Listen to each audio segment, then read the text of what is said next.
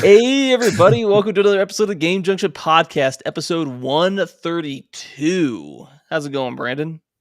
Going good. How's it going, man? It's doing fantastic. It's a Live, Friday, pumped live up. long and prosper. Brandon's as being a they nerd say. over here. Hey, Star Trek's the GOAT, man. I mean, it used to be like everything else. It's Yeah, been killed in true. the modern age, but True. I haven't watched it in years, so I'm behind the times. no, we got a lot of good stuff. Got some Metroid news going on, some Mario Kart, Senua's Saga, and then a whole load of other stuff, whether it's, some Switch 2, Xbox. Got a whole bunch of rumors and stuff to talk about. Some Borderlands 4 controversy popping off this week. If you haven't already heard about that, a lot of good stuff to get into. More Switch 2 stuff, of course. Cyberpunk, we got all kinds of stuff. Yeah, we got a lot of stuff tonight, actually. So we're going to probably zoom through some of the smaller news and just kind of get through it, and then because you really want to get to that good stuff. True. Yeah, the good stuff, as they say. All right, so first we got Super Mario Kart World. Not Super Mario Kart World. It's gonna have around 100 courses, it says, with the variations. So it says if you add up all the possible variations, the number exceeds 100. According to Yabuki, in this game, you don't just race on the courses. The areas between courses are also used for racing. So it's as if there are courses spread out all over the world. If you were to add up all the possible variations, it would easily exceed 100. So that's we already know it's going to be like a relatively big game for a kart racer. I mean, we never had anything like it, really. Yeah, I mean, you're also on top of the stuff, hoping that they're doing extra stuff, trying to do some stuff new, and it's hopefully not boring, as well as the idea of possible expansions with, bringing retro tracks back as, I don't know, maybe different islands for whatever they're doing with this world and stuff like that. So I think there's a lot they can do, as well as this might feel like, this is probably going to be the whole life cycle of the Switch 2, and kind of like what they were doing with Mario Kart 8 Deluxe. Kind of want to just either they're just going to do a new game with every console, or they're going to kind of just try to make one game that they can continuously update over and over. We had some other news this week about Mario Kart World as well, which is pretty interesting in the fact that this was originally being developed for the Switch 1, and a long time ago. Yeah, so years ago.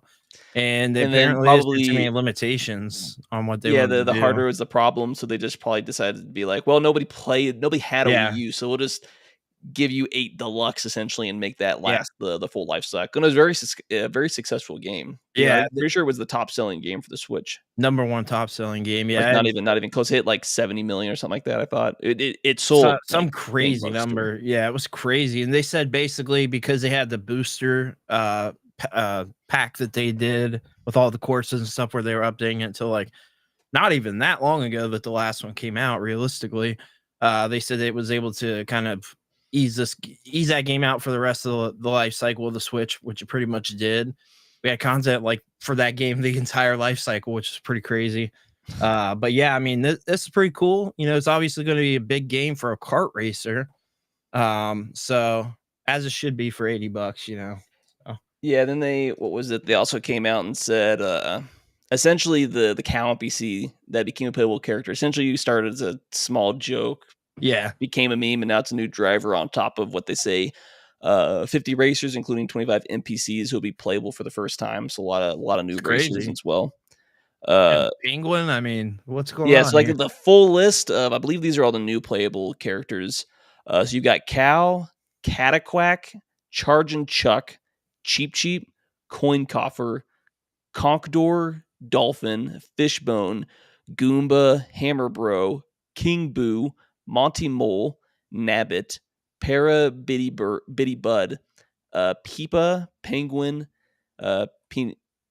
Pianta, if I didn't butcher that, Piranha Plant, Pokey, Rocky Wrench, Sidestepper, Snowman, Spike, Stingbee, and Swoop. Some of which those I do know because they've been around forever, and some I'm pretty sure just newer NPCs that I just don't know. They're bringing out everybody. It's like, how's there going to be anybody left without going into the other Nintendo? And that's assuming you don't have later added racers with DLC content and stuff like that down the road, bringing other, continuing to bring back their other IPs. Because at this point, might as well just add every one of your first party IP characters I mean, yeah. I mean, we haven't seen like Link or who was the other one, the Splatoon character, right? Was a racer? Like Inkay or whatever it is. What are the spoon? I can't Inkling remember or what they're. Yeah, Inkit or yeah, whatever it is. and they might just be. I guess the hope is they eventually come back, but there's always the Yeah, chance that they're ideally it makes sense, especially with 8 Deluxe, so they're going to hold some kind of like with the tracks. They're yeah. going to hold characters back and release those as DLC as well. It's like how You many know, more hopefully it's not characters going to can like. you add in without it being the whole entire screen, though? You know what I mean? It's gonna be like a Smash Brothers situation. I It's mean, like, it's not the worst as long as you've got time to like prep your driver and stuff like that. Just because there's a lot of probably people's favorite characters, and I guess the idea is if you're going to add characters like Link or Samus, that you're going to add those in DLCs with yeah, maybe track specific yeah, courses just with those characters as well, which would be nice. Bring it back. Islands do the same concept, but with all the double dash in their own little world, or all right, of the Super Mario Kart or something like that, or the Wii. You can kind of do the same. Here's a bunch of DLC characters. You've got a Samus track specifically right over here, and right. then a Link that track that goes through like Hyrule or something like that. That'd be so Would cool. be a neat concept that hopefully they're taking into consideration and will actually give us, because I think that not only would add a lot more playability to this game, but just Yeah, adds to the longevity. If you have like by the time the Switch 2's up, you have like 200 courses, I 200 like imagine. unique courses, not Yeah, variants. I imagine that. Yeah, we're probably gonna get like content for this for probably the whole life cycle of the console again, which it'll keep the game alive. It'll keep them being able to sell the game like they did the Yeah. last one. So makes And sense. maybe by the end of it, or a few years down the road, the idea that all right, there's a lot of content. This game might be worth the money down It, the road and stuff like yeah, that. Some people that are complaining, because obviously there's a whole lot of issues with the $8 price tag. Obviously, if you're able to get this with the combo, it's essentially $50, which right. would be more swallowable. Or I don't know, maybe that's not the right phrasing, but it's Not tolerable quite what you're thinking. Yeah, down the road. But I think obviously there's a whole lot of other stuff that go into the pricing yeah, of eating. That's like we've touched on that before. That's a whole other issue, and we've got another big topic the pricing. with the Borderlands stuff to talk Oh about that yeah, later. But yeah, I just I want to see these games succeed, yeah, because uh, like yeah, they've especially with their sport titles, you feel like they've dropped the ball. Uh, Pokemon games feel like they're either really good or really bad right now. yeah, Depends on who's making the game and kind of like what's going on with those. So it feels kind of like hit or miss, but they don't seem to be yeah, having they have like different issues that say a lot of Western developers seem to have yeah. with their games, which are just seem to be outright bad. Not with the price tag. It's like, yeah, this is like a fun game, but like a Like $60 sports game. This games this feels being more bare like bones. a 30 or a $40 game would be a more realistic Yeah, price tag, for some of these games, instead of like yeah, 50, 60, $70. But right. obviously, if you have like a Mario game or a Zelda game, it's gonna sell regardless.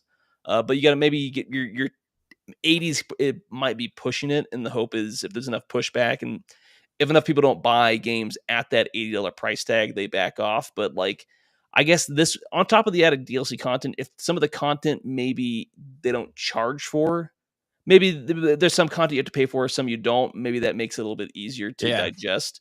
Or if all the DLC they add is free, then the $80 would be theoretically less of an issue, because you bought Mario Kart 8 Deluxe at what, probably the $60, and then you had to spend $5 here, $10 here for most of the DLC. So you probably yeah, spent upwards of $100 to $120 on that game with all the content down the road. So I mean, because if you bought this game for $50, but you had to spend $40 to $60 for all the DLC down the road, it's technically optional, but you still spent you still spent way more, with just more kind of like in chunks. I I feel like yeah, we've had this discussion like a decade ago, and people just kind of like accept it. But yeah, yeah. No, I get what you're saying. What if they had like these secret races where they were like $5 a race? Would you be okay with that? Like just for a single the race? $5, I think I want more than like one race. Like I I'm want just like some messing. characters and That'd be like at least terrible. at least 4 tracks and like 4 racers. Like make it worth my time. For real. All right, so more Switch 2 news. We got the confirmation that you can use an actual mouse with the console, which is cool. So they showed off. Which makes a lot more sense, especially if you're trying to treat it like a mouse, essentially, that you could Yeah, just swap out the plug, because everything's all USB or USB yeah, C now, however it's going. yeah. So they showed off doing it with Nobunaga's Ambition Awakening Complete Edition.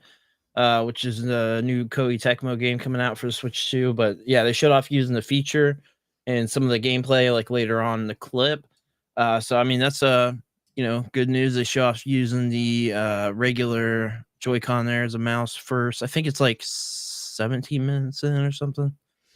It's like a while. This is like a whole it's like a Yeah. 17 long video because Okay, then so they were it might doing it was be- like both the mouse as well as what the Yeah. actual some of the gameplay and stuff they were showing off. It was like a deep dive, but I Yeah. mean if they're going this far, it'd be nice to have some sort of mouse support, or at the very least some kind of like keyboard support on top of it.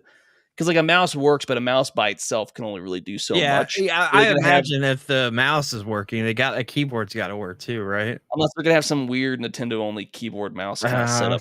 I don't think so. Doing something. Yeah, I mean, it wouldn't surprise me, but if you're allowing the mouse in there, you got to allow a keyboard. Don't make it Like I could see it working for a game just like a this. mouse. Yeah, but for most games, it's probably gonna feel more natural just to play it on like a pro controller. Yeah, Because you got to feel like they're developing it probably that and foremost to begin with. It's like any other console game you've ended up playing on a PC. If it's not properly, like a lot of the UI or the controls aren't redesigned with a keyboard mouse in mind, it feels like it was just ported over. You're like, yeah, I like to play with the keyboard mouse, but this game is nothing's designed with a keyboard mouse in mind, and it just feels janky. And like you just feel like you have to play with a keyboard or with a controller because it just doesn't feel right, and it's just too weird. I mean, I'm pretty sure. I could be wrong. I might have to look this up, but I'm pretty sure the Switch has mouse and keyboard support too, right? I think so. But I mean, like, to be honest with you, maybe certain games did. They're doing what the GameCube did with the the Star Ocean Online or something like that, where they had their own keyboard, stuff like that. Are you talking about Phantasy Star? Phantasy Star, yeah, I couldn't remember the exact name. Yeah, so yeah, the Switch One supports mouse keyboard. Yeah, so I thought so, but I mean, to be honest with you, like the Series X, PS5 do the same thing, but I never once in my life used. I mean, I have console keyboards for old consoles that I've used them for that before, but for like modern consoles, like I just play on PC. I'm down for Rocky Wrench. I love it. I'm here for it. All day. Yeah. So yeah, that's good to know there for people that would want to do that. Got Pokemon video games are coming in at close to $500 million in sales. The Pokemon company came out and said that they're at 489 million sales through the end of March 2025. So that's pretty crazy. That's like life cycle of all their games. Yeah, all their games. That's crazy. That is crazy, isn't it? Actually, to be honest with you, I actually thought it would have been a little bit higher than that, but well, I mean, you take that into account. That's what, a few $1 billion in sales, just in profit numbers. Yeah, man, that's crazy. It's still like a crazy number. Like the franchise has sold that much. It's just a really successful franchise. We also got 75 billion Pokemon cards have been sold since 1996. That's more believable. But then again, when you buy a pack, it's got what, like 10 cards in it or something like that. 7, something like that. 8. I don't know. I forget how many. But yeah, this is why it's the number one franchise in the world. It's huge. That's a very profitable. Big numbers. And because it's so profitable, you get they can do whatever they want. That Scarlet Violet is just the bare minimum broken, laggy game at like 10 frames per second half the time. We can only hope it's better on Switch 2, but I told you. I'm just saying the open world's great, but if the actual issue was the open world, they should have just not done an open world game if they couldn't do it properly. I mean, like, what's crazy is that same year we got Legends Arceus, which was like not a true open world game. It's quasi open. It still had performance issues, but it worked better. It worked way better. It worked way better. So much so that like those performance issues, like I didn't notice them as much. You know what I mean? Like it didn't alter my gameplay. Like I thoroughly love that game. I had so much fun with that game. The issue that Scarlet Violet, just the map's so big, but it feels so empty. Yeah, it makes it almost like it's like so big, but it's almost like it feels small at the same time. If that makes any sense, like I get it. You need bones. You need the open world for the Pokemon to roam, but it just felt like the areas were too big and there was just not enough. At the very least, you needed more to do other than just like hunt the Pokemon as well. What about like a variation in Pokemon besides a shiny and 1 in 100 instead of like all these The Pokemon look exactly the same. like one that's a little, because they have height differences and stuff when you catch I them. could see how You know sometimes what you I'm just saying? run into small Pokemon, They're like and all the same. It's like, I guess the what people came up with that is it's fairly easy to shiny hunt because the auto battle won't attack a shiny, so that's like the easiest way to yeah, find shinies. yeah. And then I caught shiny in the game, so I think people say this is like probably the easiest game to collect shinies in compared to yeah, every other game, yeah. It makes it. It's not even like and the it's fact not that like I Gen. found one just like randomly makes it like not as because you had to people had to do like crazy stuff like people were trying to catch a legendary, they have to like reset 17,000 times. There's like that's And there were, I think, most legendaries in Scarlet and Violet are shiny locked, I believe, if I'm not mistaken. Uh, I'm yeah, not 'cause sure we to were be talking about honest with you. Gen. It's technically Gen 1 didn't have shinies, but Gen 1 through 5, it was like 1 in like 8,000 something were the shiny Yeah, odds, and then in Gen 6 they cut it in half to like 41,000 or whatever it was. Or not 40, 4,000 like 100 or something like that. So the odds like were dropped significantly. it's Plus they started cool. adding like shiny charms and stuff It's like cool that. that I caught one, but it makes it less interesting to the fact that like so many people are finding them. You know what I mean? To It's be like fair, it like makes it ruin the kind of these newer games are the only games I've caught in shinies and just playing through the game. I usually find at least one because I did in Scarlet and Violet. I think I found at least one or two just playing through the game, yeah. I frankly, the found Pokedex one. and stuff like that. I didn't find any like in Sword and Shield. I think it's the only game I got shiny in. Be honest with you, I I think it's can't the only remember one. off the top of my head. I think it was still pretty hard in Sword and Shield if I remember correctly, but Well, the odds I are could be still wrong. like 1 in 4,100, so it's like 0.013% or something like that. It's still low, but when you have X amount of Pokemon spawning at one time, the likelihoods of that you're going to hit the odds of finding one are better than just having to find like when you have to find like one Pokemon at a time while you're going through grass, your Yeah, odds are just generally going to stay lower compared to if you can have like 13 Pokemon on screen at one time, and it's just easy to constantly have new ones yeah, popping up. So it's fair just enough. the while the odds technically stay the same, you have the chances technically. That's some weird math behind the scenes. If you have more Pokemon on screen, the likelihood that you're going to run into that 1 in 4,000 odds go up drastically, essentially, because Right, you can cycle and spawn Pokemon faster and faster. it makes sense. So we also got the announcement of Space Marine Master Crafted Edition, which is a remaster of Space Marine 1. I think it came out in 2011, if I remember correctly. That's just off the top of my head, but yeah, they announced this, and it's not coming to PS5, which is very interesting. So it's going to be a Xbox Game Pass and PC game only. I mean, maybe it'll come to PS5 later. Like, I Hey, I don't hopefully know it if they gets have a some physical. exclusivity. Like I didn't think Microsoft owns this studio, so It's got to be like an exclusivity deal. I don't think they do. yeah, I'm not sure. I don't know the behind the scenes when it comes Yeah, I to don't know Warhorse. that exact part either. But Because yeah, I Space mean, Marine we 2 just was on PS5, so yeah, yeah, it's weird.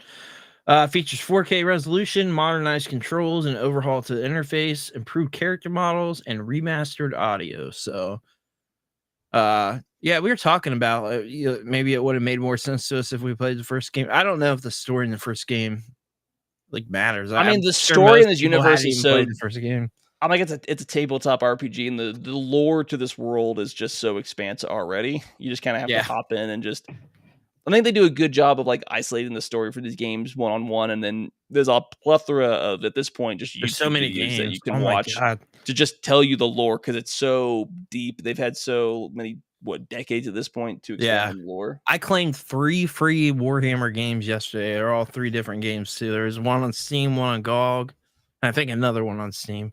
One of them's a typing game. Anything for the glory of the Emperor. Yeah, but like there's just so many Warhammer games too, let alone all the other stuff with the obviously the Because tabletop when and did Warhammer start? like in the 90s, I think. I was trying to pull it up real quick. Warhammer 40K. Warhammer 40K, the actual tabletop came out in 87. Oh geez, okay. So it's pushing like what, 40 years almost? Yeah, that's Yeah, crazy. it's what, 2 more years? It's been around for 38 years now. It's crazy. That is crazy. It's a little bit older than I thought, yeah. but launches on June 10th. So that's pretty. I mean, that's pretty cool. You know, obviously that game is highly successful, so it makes sense for them to go back to do this, and I'm sure that they'll have a decent amount of players for this too. But that game did very, very well. I think they just weren't expecting that. I assume, like the kind of because they've been doing games for decades at this point. And Oh yeah, as far as I'm aware, no game has ever been that successful in the series. So I just think over the last decade, at least from what I've seen, it just feels like it's gotten more popular, especially that it's left the tabletop and it's expanded into both YouTube and video games to help expose it. Because there's plenty of people that if it's in a video game will play it, but the tabletop is its own separate issue that you have to like be into that medium, kind of like D&D and stuff like that. If you're not into that type of game, you're just not really gonna immerse yourself into it. Yeah. We got the announcement of 4 Game Boy games coming to NSO, which is Gradius, Kirby Star Stacker, Survival Kids, and Sword of Hope. That's Gradius Interstellar Assault. So that's pretty cool that we're getting games up to right up to the launch of Switch 2. So they're all going to hopefully they continue to bring more of these games and stuff like that. Just maybe some hidden gems or people that played these games as a kid for the first time. It's always nice to be able to go back and play them. My hope is we get like a crap ton of GameCube games because I mean we love that. The library's not that big for GameCube. It's very small. Very small library, and in retrospect of like PS2 and there's a total of 651 games that were released on the GameCube. There's over 1,000 PS2. It's crazy. Yeah. So I mean, it's a relatively small. It's a really small library for a console. Usually around the 800 mark or so. But yeah, I mean, obviously we had like a crazy library.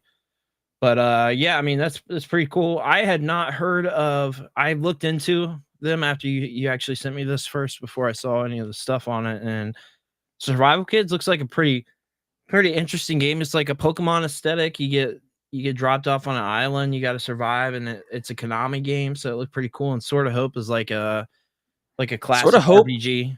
Yeah, I remember like the old school PC games for RPGs where it was far more text based on what you actually had to do because it has the small little graphics, but it's far more the actual text of what you want to do and what actually happens. It describes it to you on text. It's definitely pretty cool looking. Yeah, it's a Kimco game, so so they got it up on screens because you got the what you want to do down below, but I know some of the old games they didn't even have graphics. It would just say this is what you're looking at and this is what you can do. This is what's straight on text based adventure. Yeah, so that's old school RPG. Yeah, for sure. Yeah, so it's pretty cool ads there. I would say that's a pretty good ad there. I mean, Kirby Star Stacker, it's a puzzle game, but it's actually really fun. I have it. I think it's like a variation like Tetris, right? From what I saw. Yeah, it's fun for what it is, but it is another one of those kind of clones. And then Gradius is really cool. You can't go wrong with any of those, really. But yeah, it's a cool ad right before Switch 2 drops. So hopefully they keep up with the NSO ads because they've been doing pretty good here recently, I think, because we talk about it enough. So I mean, like, it feels like we do. Yeah, I mean, like, you get like the random edition of one game, like what was the fighting game? Oh my god, why is this slipping my head? We talked about it a couple weeks ago, but sometimes you get the addition of like one game. It's like really random, but hey, we'll take it. So fair enough. We also got Switch 2 game chat will require phone number for security purposes. So I think this is more of a thing for obviously like kids and stuff like that. So you gotta have the phone number attached to because I used to see some pushback that they want some kind of like accountability and stuff like that, as well as to be like they just don't want people that because Nintendo if you're not doing markets primarily towards online, kids. They don't want kids to just be like the old Xbox Online days where you're just talking to completely random strangers. It's like I can see why Nintendo kind of went this route. The game chat has videos, so I mean it's like one of those things where unfortunately where we're at in this day and age, it kind of makes sense. It's just like GameCube is a PS2, I mean, I've got most of them on a retro emulation drive off of Amazon. Nice. Yeah, emulation's a good way to go for a lot of this stuff too. But yeah, I mean, it's one of those things where it's like obviously the kid thing, and it has videos. So I mean, I get it. The pushback. Look, a lot of pushbacks probably come from people who don't have kids and stuff like that, or Or And people, they're adults that are gonna play it kinda like us, but, like, you gotta realize Nintendo's primarily marketing this towards a younger yeah, audience, so they're taking that into consideration. That's why they're not just straight and up using Discord. yeah, and then the Wii U had the they were drawing all the wieners and stuff like that. So I did that on the Mario Kart DS. yeah, but we were kids to be fair. So uh Oh, good old days. Wild days. They would never bring that back, even if they no, re-released Mario Kart no. DS, they're They not did letting you. they did on the Wii U and they screwed up because I mean I remember going on there many times and seeing the wildest stuff on there. But, like, let's be fair, even with the DS, like, you could do some unique stuff, like, with the pixel art and stuff like that. You get really Yeah. creative with it, but, of course, people are gonna take it and do different things, Yeah. obviously, but Yeah. Yeah. People were wild, man. All right, so we got Super Mario 64 mod brings Minecraft to the Mushroom Kingdom. So this is really cool because what's cool about this is like, yeah, it's cool if you can do this on PC. Somebody makes this, but it's even cooler if you can do this on original hardware, which is even cooler. So they said basically, yeah, look at this. This is crazy. So for anybody listening to the audio, we're showing some video on the video side of how this works, but I mean, it's just neat. Like, I they're mean, just it's combining they're taking, Mario and Minecraft, and they're doing their own thing. So it's not like a hard, they're using Minecraft and just putting yeah, Mario skin on it too. They're essentially making Minecraft using the Mario 64 engine, essentially is what it looks like. yeah. So if you got the upgraded RAM for the 64, this runs on the hardware via like an EverDrive. But I mean, it's pretty neat. Only limitation causing lag on console is the rendering itself. My engine prioritizes missed it, generating the basically generating the Yeah, blocks back to it there, for you. optimize meshes and calculating the meshes quickly. So yeah, so there's some limitation on the 64 and the fact that you just can't see some of the stuff in the distance as far.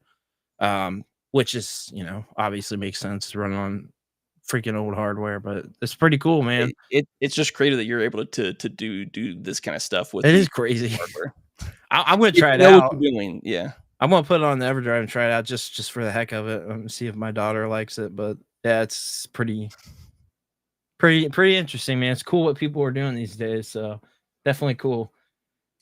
We got Marvel Rivals adds Ultron to the lineup in season 2.5. So not much context to add there, but you will be able to play Ultron in the game. Didn't So wouldn't that just be he'd just be OP if he's like lore accurate, accurate?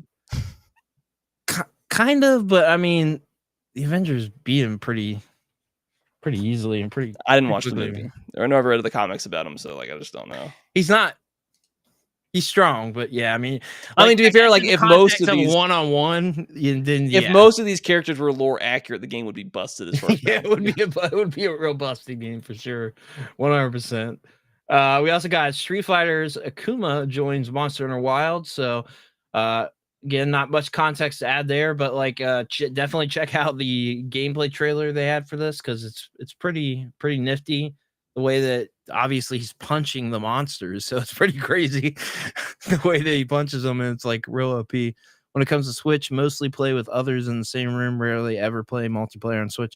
Yeah, I mean, to be fair, like it's the same for me. The only time I do is with Mark when streaming or something like that. I really don't otherwise play multiplayer on the Switch really on anything that I can think of. So, but yeah, Yeah. definitely check out that Akuma trailer because it's pretty crazy.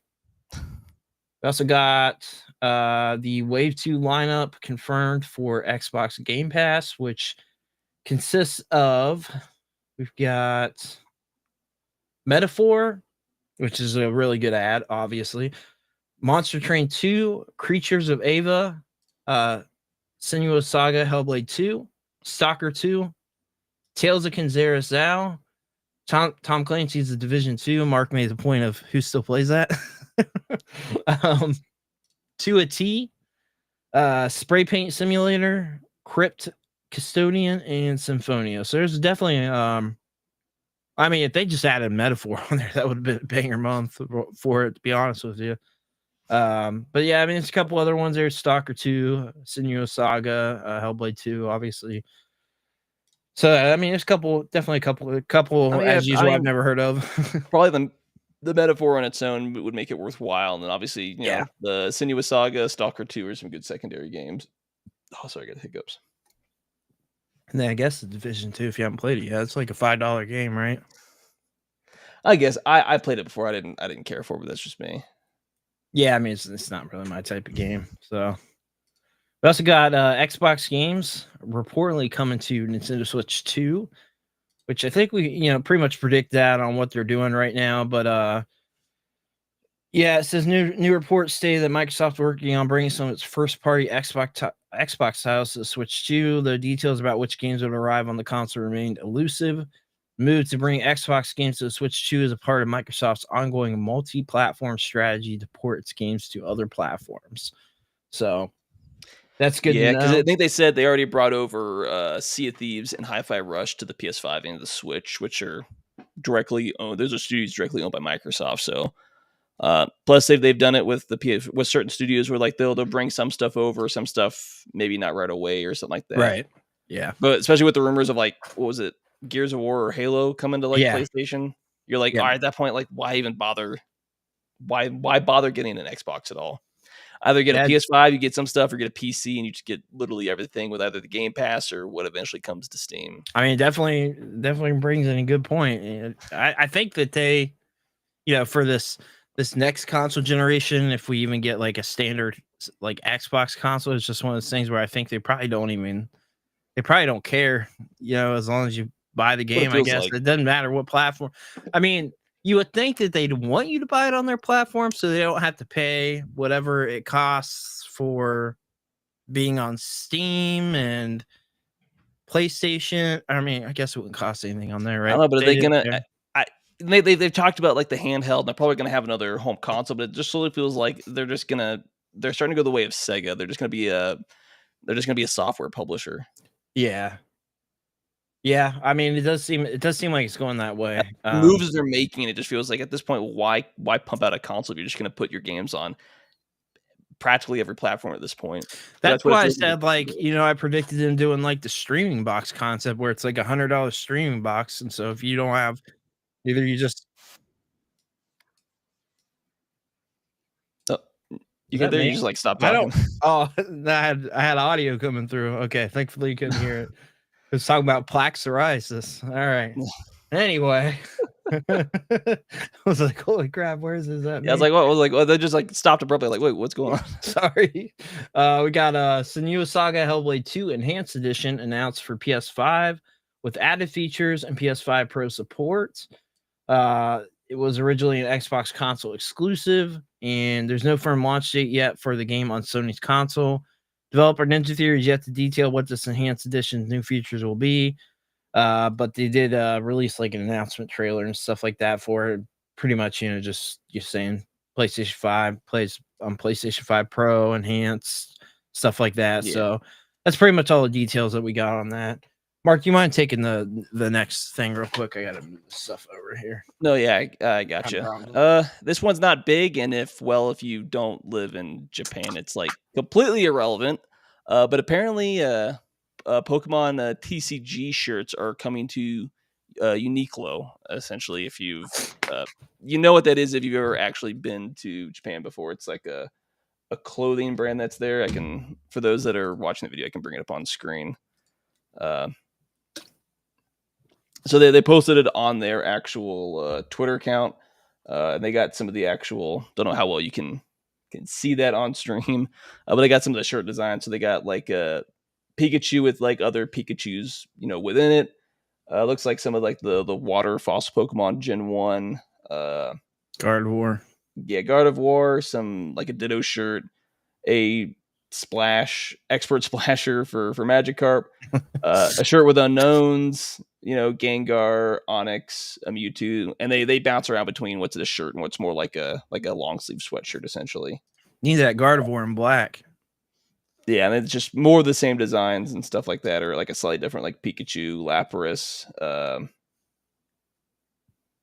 Sorry, I blanked on the name of that one. Brady's got the Mew.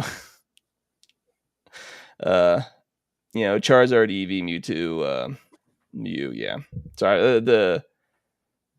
Two of these, I was like, I can't remember. I was blank on the name of what the actual Pokemon off the top of my head, but some neat shirt designs that if you can buy it online or if you find yourself in Japan, keep an eye out. Yeah. Pokemon. All right, so we also Gotta got catch them all. Gotta catch them all.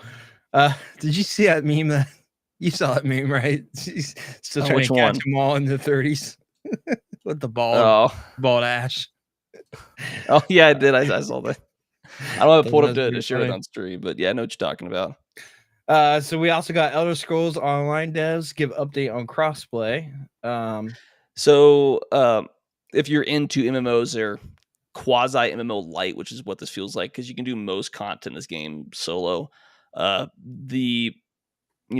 PlayStation, Xbox, and PC have their own like mega servers, and they've got like a North American and I believe it's a EU mega servers for each one.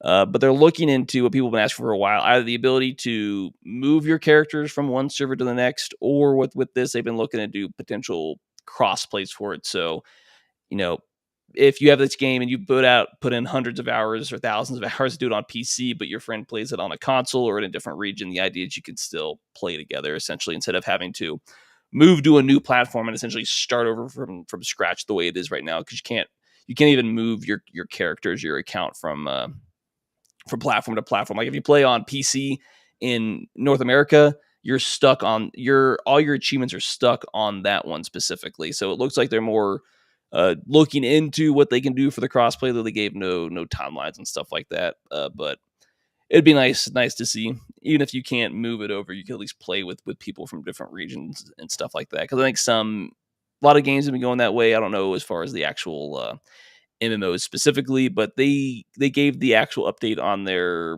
episode 4 podcast from Bethesda and stuff like that. So if you want to, you can go over on YouTube under the Bethesda Softworks and stuff like that, and they've got their whole in-depth guide on that. But I brought it up because I've played the game before. I think I've got maybe 200 hours between PlayStation and PC on this game. It's kind of like a passive game I've hopped into. No, I've got over 1,000 hours in this on PC. Sorry. Oh, really? Yeah, I think it's the most played game. But it's one of those games where it's like I played it, so I'll watch like a TV show or I'll watch YouTube videos while I just passively just do something in the background, and I go through waves of playing this game here or there. But yeah, and we played it in like what was that? Was that like 2018 2016? 2016, 2018, somewhere in there. Something like that on the Xbox. Yeah, bro's completely lost in the sauce. I ain't lost in this. Oh, get out of here. Nah, it's just it was a fact, man. Don't lie to me. I was 2 years off. Was it 2016? Yeah, I mean Xbox One S, yeah, so. Well, no, maybe 2016, 2017. Yeah, I can't remember off the top of my head. Been closer because I got that 2 years before. It was the only time I ever played the game on Xbox. Series X came out. I got it 2 years before, so yeah, that was 2018. I don't know. Anyway, we played it back in the day, years and years ago. Back in the childhood.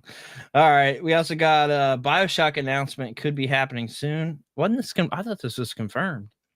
I think it's just been rumored. We haven't got a hard information about because I think this is a new BioShock game potentially. I'm pretty sure. No. They're talking about remastering the first game.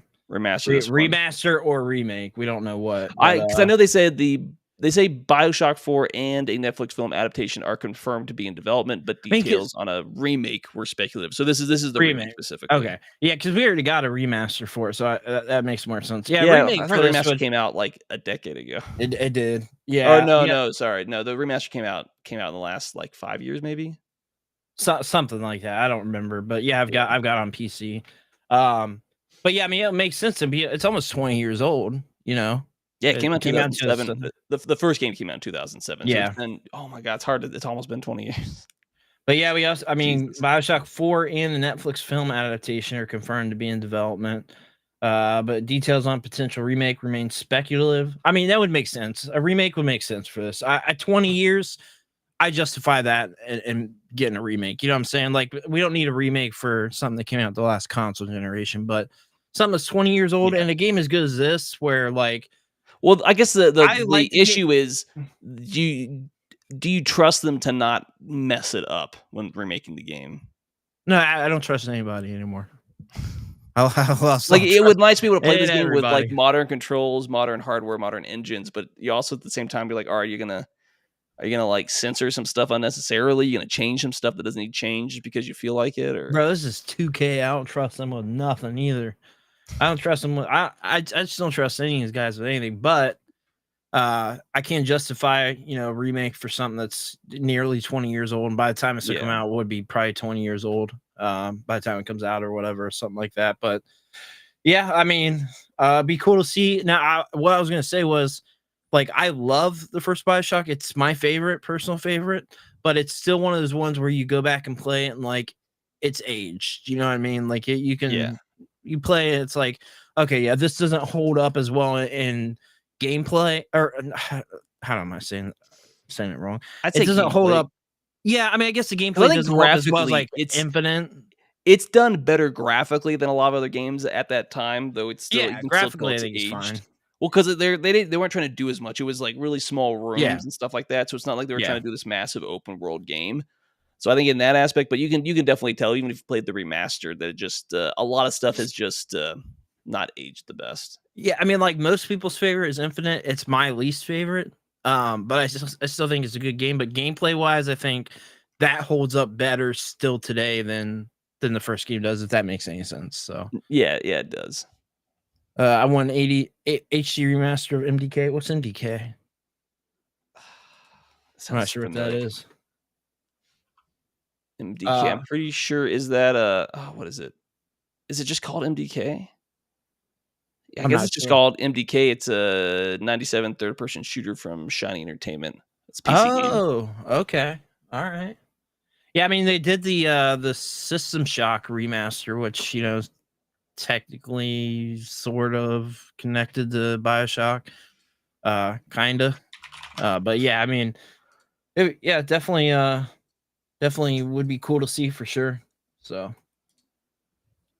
we also got, let's see, Gears of War Reloaded price and physical release plans are leaked apparently. So Reloaded may have limited physical editions for Xbox Series X and PS5. The game will be available day one at Xbox Game Pass and reportedly cost $40 for other players. Fans can likely expect more info about the game during the June 8th Xbox Showcase, as it's scheduled to be released on August 26th. Yeah, So, we're probably getting some rumors of some stuff that here in the next 2 weeks we're gonna get, like, yeah, hard information on because it's, like, right around the corner, so it's, like, the yeah, prime time for rumors and leaks to start, like, making the rounds.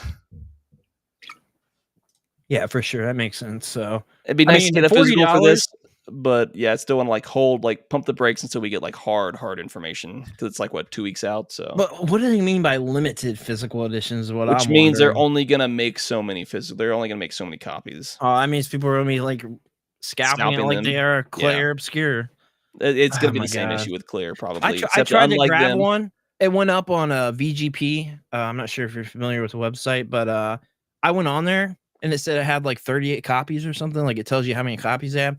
Immediately sold out. I went on there. Because I well, didn't didn't even they have come time out to and click say that the. they were gonna be making more copies down the They road said because of the that. demand? Yeah, that's what they said. So, I mean, we'll see what That's gonna happens. take time because they probably weren't constantly pumping out copies, so they made them out, they stopped, and then they realized, "Oh, there's demand," so it's gonna take time to get Yeah. that development up and running I again. mean, and I guess to be fair with them, that like that was their first game. They didn't know that it was going to sell that many. Like, I guess I can see that They with probably didn't them. expect it. They probably expected it to do moderately well, but not, like, have this mass amount of success. Like that I mean, a lot of yeah, people I've seen talking about it would put it in, like, game of the year contention, yeah. especially I with mean, I think GTA it's 6 definitely not in the releasing this year. discussion. I think we got a lot of time still. Obviously, if I think Yeah. for people that are like, "Oh, this is game of the year," I like, think this is come gonna be a on, man. We crazy still year got for the 7 Game months Awards. left. And Now it, that and it GTA 6 is out of the limelight, there's a lot of games, like, yeah, hyped games coming out this year. Gonna be a there lot of is. flops probably, but Yeah, I mean, that's to be expected, but yeah, no, I definitely think it's in game of the year. It's definitely a contender for sure. I love it. I think it's great. So, we also got Elden Ring Night Ring, file size revealed, which yeah, so they is came out and said for the PS4, it's right around 21 gigs. The PS5 is essentially like a hundred, 2/100ths of a gig smaller at So the PS4 is 21.176 gigs. PS5 is 21.156 gigs. What they say, an art book and a soundtrack at 738 megabytes. And then they say the game can be preloaded on the 28th, so you can essentially play it right when the game launches, which is becoming very, very normal now for the preload stuff. It's interesting that the PS4 file size is bigger. Yeah, and then they came out and be like, "This is there is a emphasis on the 3-player co-op, which is kind of weird. You usually get the 2 or the 4, but they're going with 3. It is kind of weird. Yeah, I mean, I don't know if I'll play this. Are you going to play it? Unless we're trying to play this stream next it or week. something. If you want to stream it next week. That's a possibility. Actually, it is multiplayer because this game comes out Wednesday, so we might try to shove it in. Yeah, the 20th. Oh yeah, well maybe we can try to stream that then. Yeah, all right. Trying to stream that next week. Yeah, and then obviously, so you got the Night Rain, and then obviously next weekend, following after that in 2 weeks will be all Switch 2 stuff coming out. Oh yeah, it's gonna be fun. I'm looking forward to it. Especially with this being a co-op game, it might not be too bad. Yeah, it might not be bad. It might be a banger for all we know. I don't know. I've been wrong. I've definitely been wrong on some stuff that I thought wouldn't be good or whatever. All right, so sorry. The preload is May 20th. This game comes out on the 30th. So the preload's Wednesday. It launches on Friday. But yeah, it's the same thing. Oh, okay. All right. Okay. I was like, oh, is this game only coming to? Because they gave us the. It's only coming to PlayStation, I think. PlayStation. I didn't know if it was only on PlayStation. I'm pretty sure it is. I think it's just PS4 and PS5. Oh yeah, it's Elden Ring, of course. But I mean, that'd be good for me with the PC stuff anyway, because we were already talking about trying to pick up. Yeah, that definitely helped as well. I mean, I can't say I did get a CPU, but I still need a motherboard. So that was specifically for the PlayStation. This game's obviously it's coming to PS5, Xbox Series X, Series S, and to Microsoft because it's got a Steam page. I just wanted to verify because it's from software. So I was like, this isn't one of the other games. Because I was like, I thought Elden Ring was all coming out on the same date. Yeah, it comes out on the 30th, but preload that was specifically for PlayStation. Gotcha. Okay. That I saw essentially because I was gonna try to pull up the Steam page and see if it was gonna be close to the same. And obviously we can just play it on console and stuff like that. They say storage 30 gigs available on the PC, so it's not a terribly large game. No, you can play this on PC. You can play this at recommended settings with a 1070 8 gigs. Oh shoot! Okay, so it's not a very demanding. Probably game. Everybody on PC will be able to play it then. Play it on like PC. 4K Ultra settings. Anybody's got a PC. Yeah, because and I'm reading this off the Steam page, but it's the base game's $40, the deluxe edition's $55. So I assume it's somewhat of a smaller game as far as the actual game size goes. But it looks like they're trying to do something different. So it might be worth it. Be cool. I mean, it's not a Souls-like game, so they're doing something a little bit different with it. Yeah. So we got rumor that Shenmue 3 might be coming to Switch 2. INI Games hints at possible Shenmue 3 ports to Switch 2 and Xbox Series consoles. Fans have expressed desire for Shenmue 3 on other platforms. I'm kind of surprised because the game, I love Shenmue 1 and 2, but Shenmue 3 was like, I didn't like it. Like a subpar game. Yeah, just like, a game after like 20 years that we get. And you think, I mean, it wouldn't surprise me if it comes, but it's just one of those games that just took too long to come out, and the expectations were just too big. It had like a Kickstarter campaign behind it, so like funds were probably like, just not there for the game or something. But I don't know. I did not care for it. I was pretty let down. It was fine, but it wasn't like, after 20 years, this is what comes out. You know what I mean? It was one of those things. It was kind of like the Kingdom Hearts situation. We get that last game, and I'm like, oh, this is like a huge letdown. Like, what is this 20 years of development for? It wasn't in development for 20 years, but the problem is when you have a 20-year break, like you're what you want. Well, Kingdom Hearts was in development. That was the problem. Kingdom Hearts. That's why that one. 100% this game wasn't in development for 20 years. No, it wasn't. This was not. This one was not. They just for whatever reason they just took a break. Yeah. We also got Hyrule Warriors Age of Imprisonment reveals how it's taking advantage of the Switch 2. The producer and studio head highlighted a better frame rate and more enemies in the upcoming game thanks to the new system. Could offer performance compared to Age of Calamity on the original Switch, setting high expectations for fans. Yeah, fortunately, Age of Calamity, that's one where like it could really use a boost on Switch 2. Whether it'll get that or not, I have no They idea. were, like, trying to pull all the performance they could, and Yeah. for the most part, it was pretty decent. I mean, it's a But good game, but like it's got performance issues. Like Link's Awakening remake has that. There's no excuse in the world that that game should have performance issues. It's a yeah. 2D game. It is a 2D game. I mean, it does not make any sense why that has performance issues. There's so many like things that Nintendo just dropped the ball on Zelda with me, and it really bothered me. Like Age of Calamity, like it was good, but it had the performance issues just like Pokemon. Like it was very noticeable. Yeah. It took me out of the game many times, which is unfortunate because it overall is a very good game. But it's just like, what's Yeah, the so deal? some of the stuff they talked about says, besides adding even more enemies to the fray, the Switch 2 allowed the game to run at a better frame rate. Hayashi emphasized the importance of better performance for Age of Imprisonment compared to Calamity on the original Switch. Essentially said these improvements were showcased in several gameplay clips as seen in the creator's voice video, with the game appearing to run at 60 FPS for the most part. This is a big deal for a series because it was choppy at 30 FPS, essentially we were just talking about. Yeah, So the idea is that this should be a more steady 60 FPS. I mean, there's a huge jump in hardware from the Switch 1 to the Switch 2, at least comparative to those two hardware standards. So I assume it's pretty much going to run and look very similar to what that game did. So if it's same engine and same essentially gameplay for the most part, it should run far better. yeah. Assuming they're not trying to change the formula. But the Warriors games have always been pretty much, I don't want to say cookie cutter, but they're a very The same concept for specific every game. style of game. Yeah. It's the same thing. You get Same like gameplay, just different story, different they've aesthetic, more or less. been doing it for years with other franchises, Gundam, Fire Emblem, Persona. Their main Their main games. Their main games, which is like 20, Dynasty Warriors. Like. Yeah, the Dynasty Warriors stuff. Yeah. Where were we at? Oh. Yeah, so they were talking about potentially bringing back an old DS game called Hotel Dusk Room 212, which I've never played before. I love this. There was a hint at a potential return on the Switch 2, because there was some trademark stuff happening with the IP behind the scenes, I believe. I don't know if they renewed it or there's some other stuff going on, but essentially people are always looking at stuff getting trademarked, and that's usually where the idea that certain games may be coming back. We were mentioning before, they're bringing the GameCube to the Switch.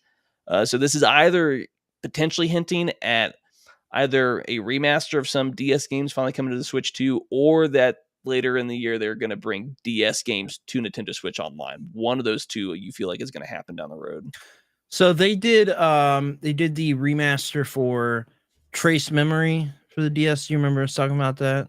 Yeah, so they did the remaster for that and brought it to Switch 1, and then also the Wii game that never came out here in the US to Switch 1. So this is like very similar in that vein where it's like a point and click like text adventure, or what do you call it? You know what I'm talking about? Like a point and click adventure, essentially. Yeah, it's like a point and click game, and also like a whatever those Japanese games that are really popular. What's it called? The graphic novels. It's not a graphic novel. No, a visual novel. Visual novel. Yeah, so it's like kind of the same thing, more or less. But yeah. Pretty much. But yeah, like visual novel, point and click games. So, but I normally don't like this type of games, but for some reason I played those games back in the day, this and Trace Memory, and I absolutely loved them. But it just worked on the DS really well with the stylus and stuff. Like it felt natural for that handheld. But if I was like playing on PC or like a console, I probably wouldn't. I was just gonna say, this feels more like you've got more input, because most visual novels, you have some input, but essentially you're just some of it, no input. Watching a visual novel, or essentially but this one is, you have a lot more of the point and click and stuff like that going on. So like there's actually stuff in the world that you're doing, but Yeah, this would be really cool to get a remake. As much as I want to see DS games come to Switch Online, yeah, I do. But like this justifies getting like a remaster, remake, or something like that. And they did really good with the Trace Memory one. So I mean, it'd be cool to see. You know, I mean, always bringing old games back is always nice to see. we Even hate old games. What are you didn't even talking know it about? existed before today. So we got Nintendo Switch 2 launch title confirms future plans, which is Fast Fusion. We'll have 12 tracks at launch and a free update post launch.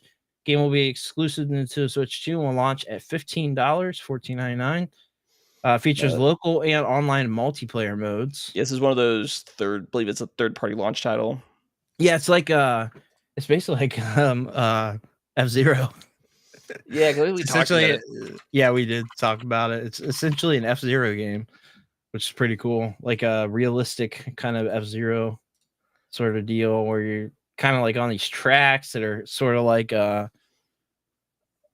almost like I don't know. Yeah, it was more like an Coaster, sort of. F-Zero, essentially, because bringing up the trailer on screen if you're able to watch it. Because I remember this game. I remember us talking about it. Yeah, I mean, look at the look at the design. Just straight out of F-Zero. Essentially, it's a what you would think of like a spiritual successor to F-Zero, because it feels like Nintendo just Come on, doesn't want to do anything Nintendo. with it. What are you doing? Come on. You got other people making your F-Zero games. And it's a Essentially, 'cause you $15 don't want game. to. So I mean, like, this might be a fun one to grab actually. Just pick To up and try out. play for a little bit, see how it is Yeah, and stuff. we can. I mean, we're gonna need more games to stream other than like Mario Kart. So maybe this is one we can check out. I mean, we're gonna be coming limited there at launch with Switch 2. But I imagine it's probably gonna be a couple weeks to Switch 2. But yeah, it'd be a cool one to check out for sure. $15. You probably can't go wrong at that price point. It does look pretty cool. So You expect less with a 15 price tag compared to 40 for or sure. 80. For sure, but I mean, it's a breath of fresh air to see a $15 game that looks, Yeah. pretty decent like that. So we'll definitely have to see how it turns out there.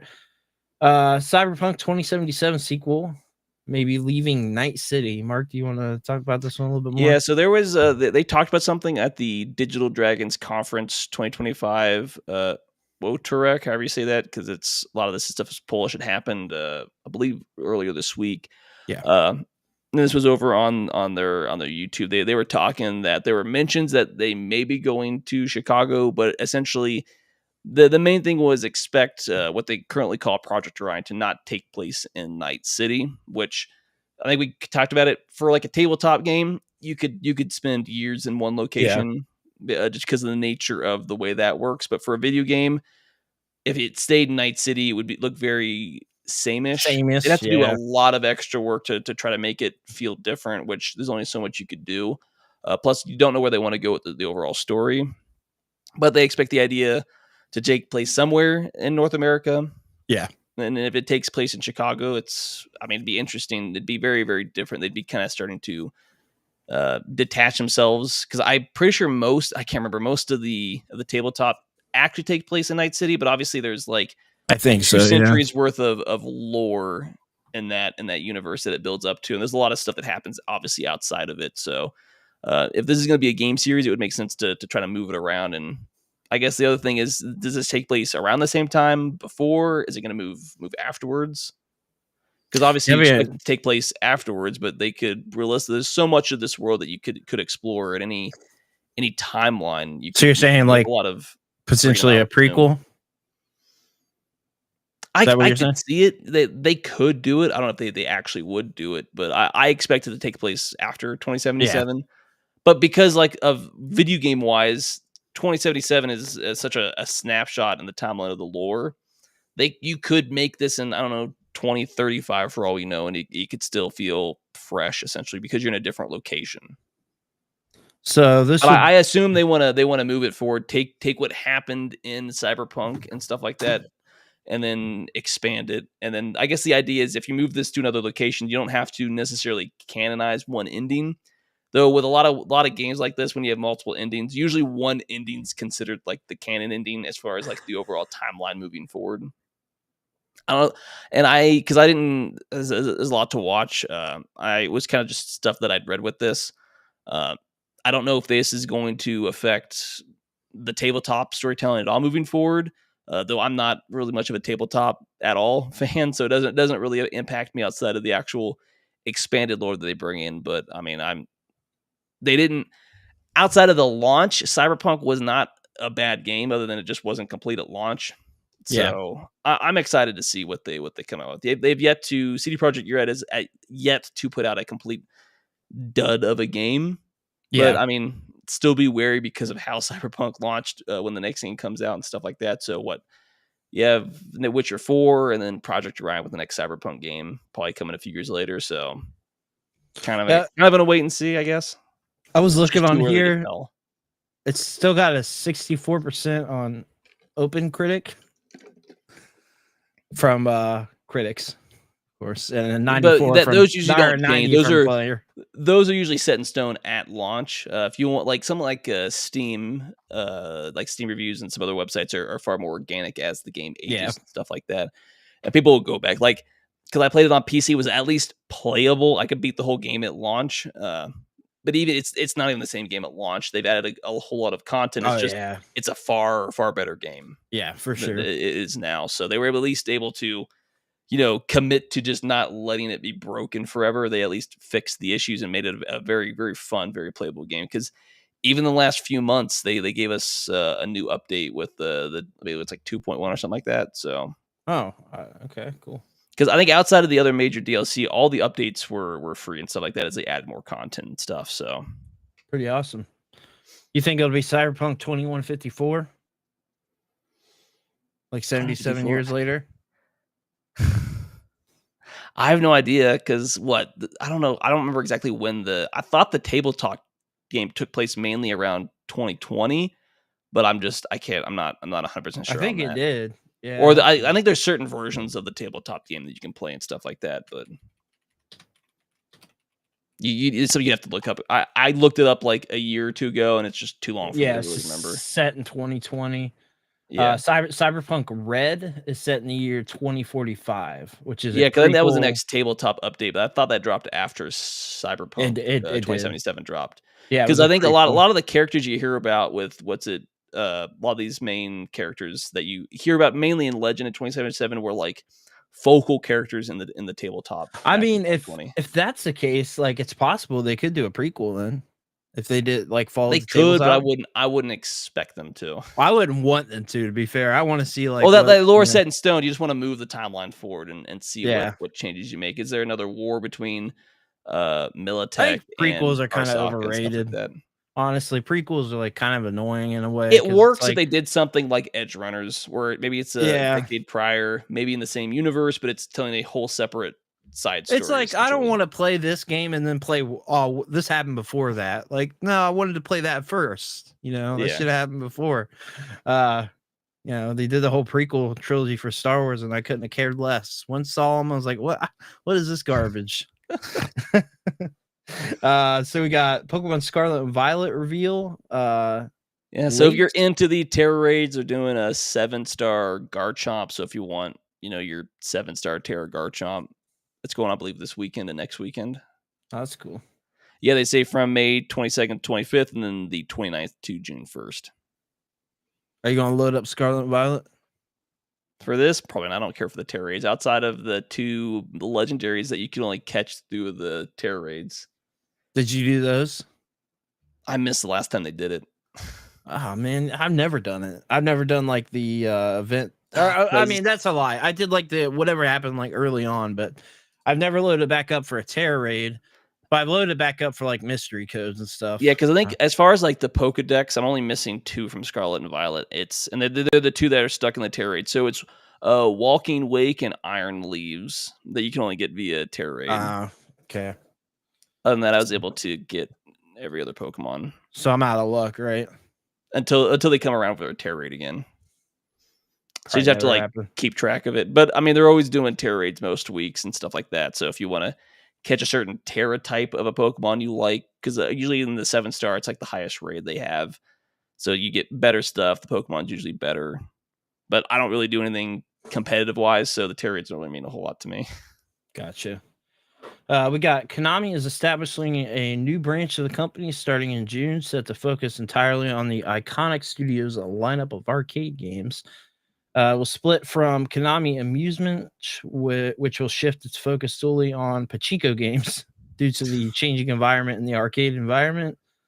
They have seen plenty of success recently across its multiple branches with both major home console releases and success with its mobile games. So that'll be interesting to see there when it says arcade games. I mean, I don't care about pachinko, so I'm glad they're separating I know there. arcade doesn't really exist outside of Japan, but it'd be nice to at least see either more arcade games or at least those getting ported to a Yeah, console or a PC or something like that.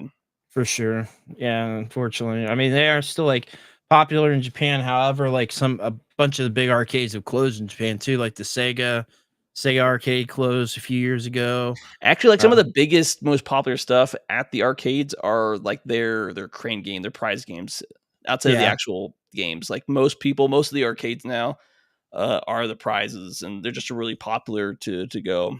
And it's quasi addicting if you're willing to sink, 20, 30, 50 bucks I'll into it. say this, from what I understand, American crane games are different from Japanese crane games. Well, because This is you can what I ask hear. them. There's usually people there you can ask to. They'll either reset it or if you've obviously put enough money into it, they'll help you win the prize by putting Yeah, it in a they don't do advantageous that here. situation. They don't Yeah. do that here. They're like, you sunk $50 in it. That sucks. Gotcha games. I mean, they're kind of gotcha, but like there are That is videos. gotcha. There are videos you can watch on these. There is a specific way for some of the crane are kind of more rigged, but for like the I gotta pull up I can't remember what it's called. They're all rigged. I was trying to think of the I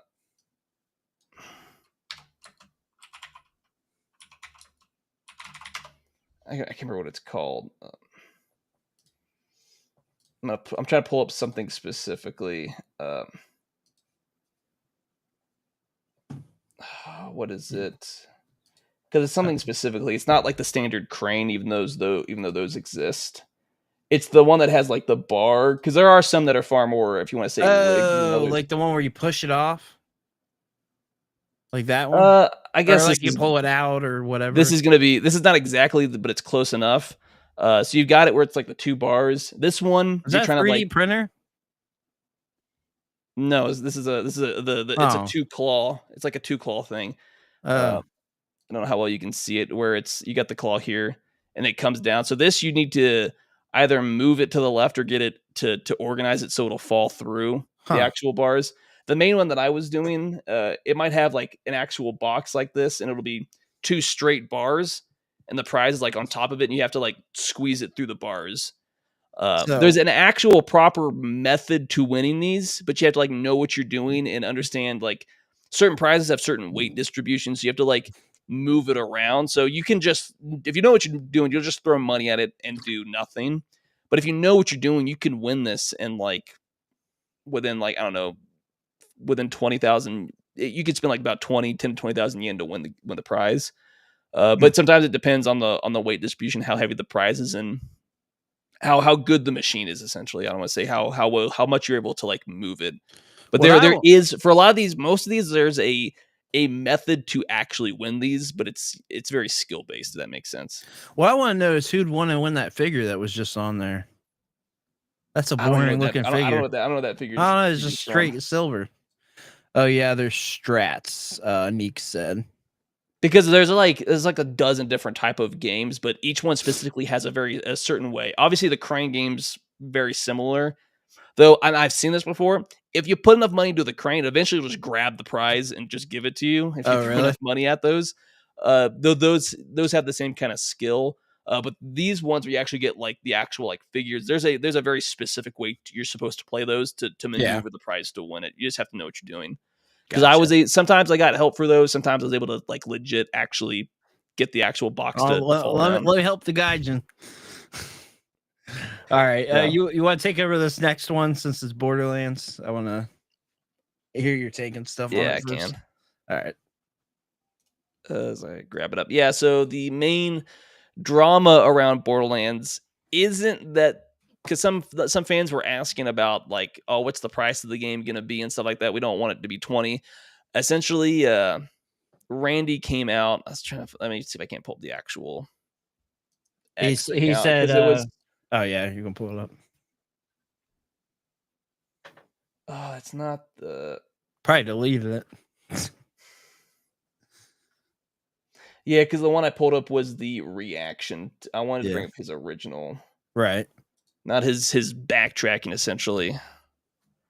Because this was talking about because it was the issue of him saying I was like, really was like, did oh, delete it. can you not make it $80? And the idea was he essentially came out and said, this is not it's not my decision. And well, he might have some He say on it, said, though it's the "Real actual fans, publisher. real fans will find a way to put together $80." Yeah, that was like the second half of the tweet. That was like, if you're a real fan, you'll find the money essentially. And then he came out later and was starting to backtrack, but it was kind of like oh, that's not what I wanted. It was a very bad taste take. What the GameSpot? Your article's terrible as far as linking to the actual thing. Because I want to pull up the actual tweet. Yeah, it looks like the actual tweet's still up. Is it this one? Pull it up. Oh, I don't know if you brought the right thing. I brought up as you brought that up. Oh, okay. So in response, because they were talking about it, excited for the Switch 2. Somebody came and said, Randy, this game better not be $80. Don't take the risk. A lot of gamers aren't going to pay $80 and feed the notion of constant increase the price tag. You're the CEO. You have some say with the price when it comes to your publisher. And he 100% he's got some sway or some say, even if he doesn't have the final decision when it comes to it. And then his actual response, which I feel like it's just been blown up all over the internet by now, which he should have just said was not my call. And I get it. He should have just stopped there. But the problem that everyone's talking about is his B take. If you're a real fan, you'll find a way to make it happen. My local game store had Starflight for Sega Genesis for $80 and $91 when I was just at a high school working minimum wage at an ice cream parlor in Pismo Beach, and I found a way to make it happen.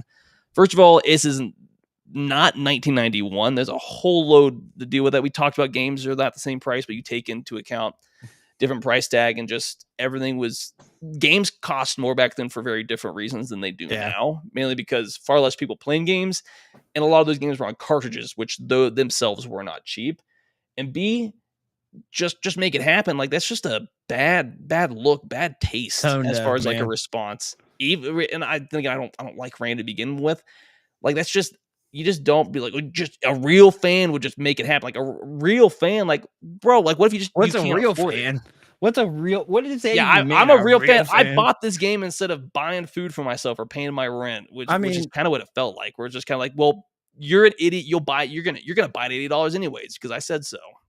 That absolutely like, that's a really bad makes look. Me not want to buy that game it's another bad look because I just don't like Randy and like he's a terrible person. And two, it's a bad look for your game. Like you don't it's one of those things we talked about before where people go on social media and they say stupid things that just give people a target because nobody's going to talk about his response. They're only going to see this and talk about this for the most part, knowing how the internet is.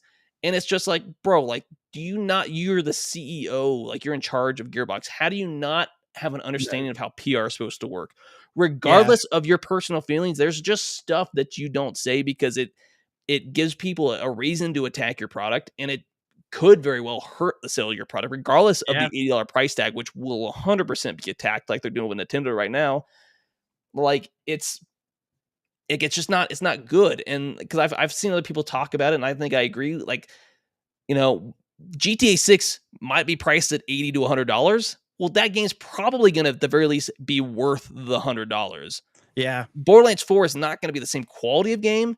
It doesn't have the same attention, and arguably it's probably not worth the $80 price tag. It's probably going to be a $60 price tag. I'm sure it's probably not worth it. I can say that right now, based on their last couple of attempts at games in the series. Like it's like they don't have a best track record with 3. No. Like it's the gameplay is great, but the problem I have is the writing, the story keep me from enjoying the game. It's annoying, right? New Tales. Oh, what a complete disaster that was as far as the writing. That was done by them. That the Tiny Tina wasn't that great. And then it's just, you're just giving people an in to attack you. Yeah. And attack your game. Regardless of the quality of the game, that's not what people are going to be talking about. They're going to be talking about your tone deaf response. I mean, I just think it's absolutely stupid. Like you have to have some kind of common sense on what you're putting out on the internet. Like it would have been better just to not say anything at all. Like why could you? Yeah, because he came out and he backtrack like a day later, but the problem is damage is already done, and well, that backtracking feels very disingenuous because like Yeah. you already felt with how you honestly feel. So the backtrack, no one's gonna take that seriously. They're not gonna talk about it. They're gonna be like, your first response was your honest response. So that's what all anybody's gonna focus on. Now you're doing the whole But like, oh well, I didn't mean to do. It's like, bro, nobody cares. We know how you really feel about this. he says, regardless of where the price lands, it's going to be worth it and then some. I highly That's your doubt that. opinion. Yeah. Like this game, like I may play a game and like this is fun, but it's not $60 fun. It's like $20 fun. Yeah.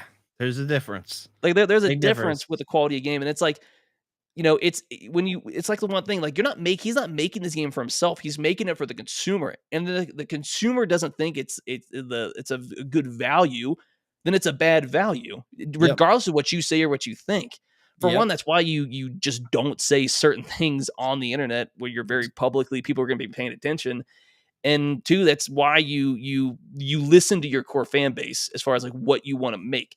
You don't make a game because you want it there. You make a game because it's something your audience wants. That makes sense, because obviously you don't necessarily want to give the audience everything, because maybe you can't do this or it's not unrealistic, or you want to surprise the audience. Yeah. But like there are certain things where it's like your fan base will like this and they don't like this. Yeah. And let's be fair, if they don't like something enough, then they're not going to buy it. Then you failed as a developer. You failed. It doesn't matter how good you feel or how much effort you put into it. If the audience doesn't want the product, then you didn't deliver, what you were supposed to do. And like a lot of other studios, you lose a lot of money and then your studio gets closed down and you have to have a bunch of layoffs. I was originally like pretty optimistic about this game when they first were showing stuff on it, but then I just I honestly I don't even know if I care at all about. I'm at the point where I'm like, I don't care to get this at launch. Like, I'll wait. I mean, to be fair, a lot of the gameplay looks very samey, generic, very safe, very samey to Borderlands 3. And the It graphics aren't what bothers me, but I'm like, safe. I don't trust you that you're going to even write a good story. Like, yeah, you can make good gameplay, but if the story is boring, like, what's the incentive to replay this game over and over? Right. Exactly. As well as I've seen some people criticize it because you saw it in 3, and you technically have it in 2, though I think that game's aged a little bit better. I think it was better written.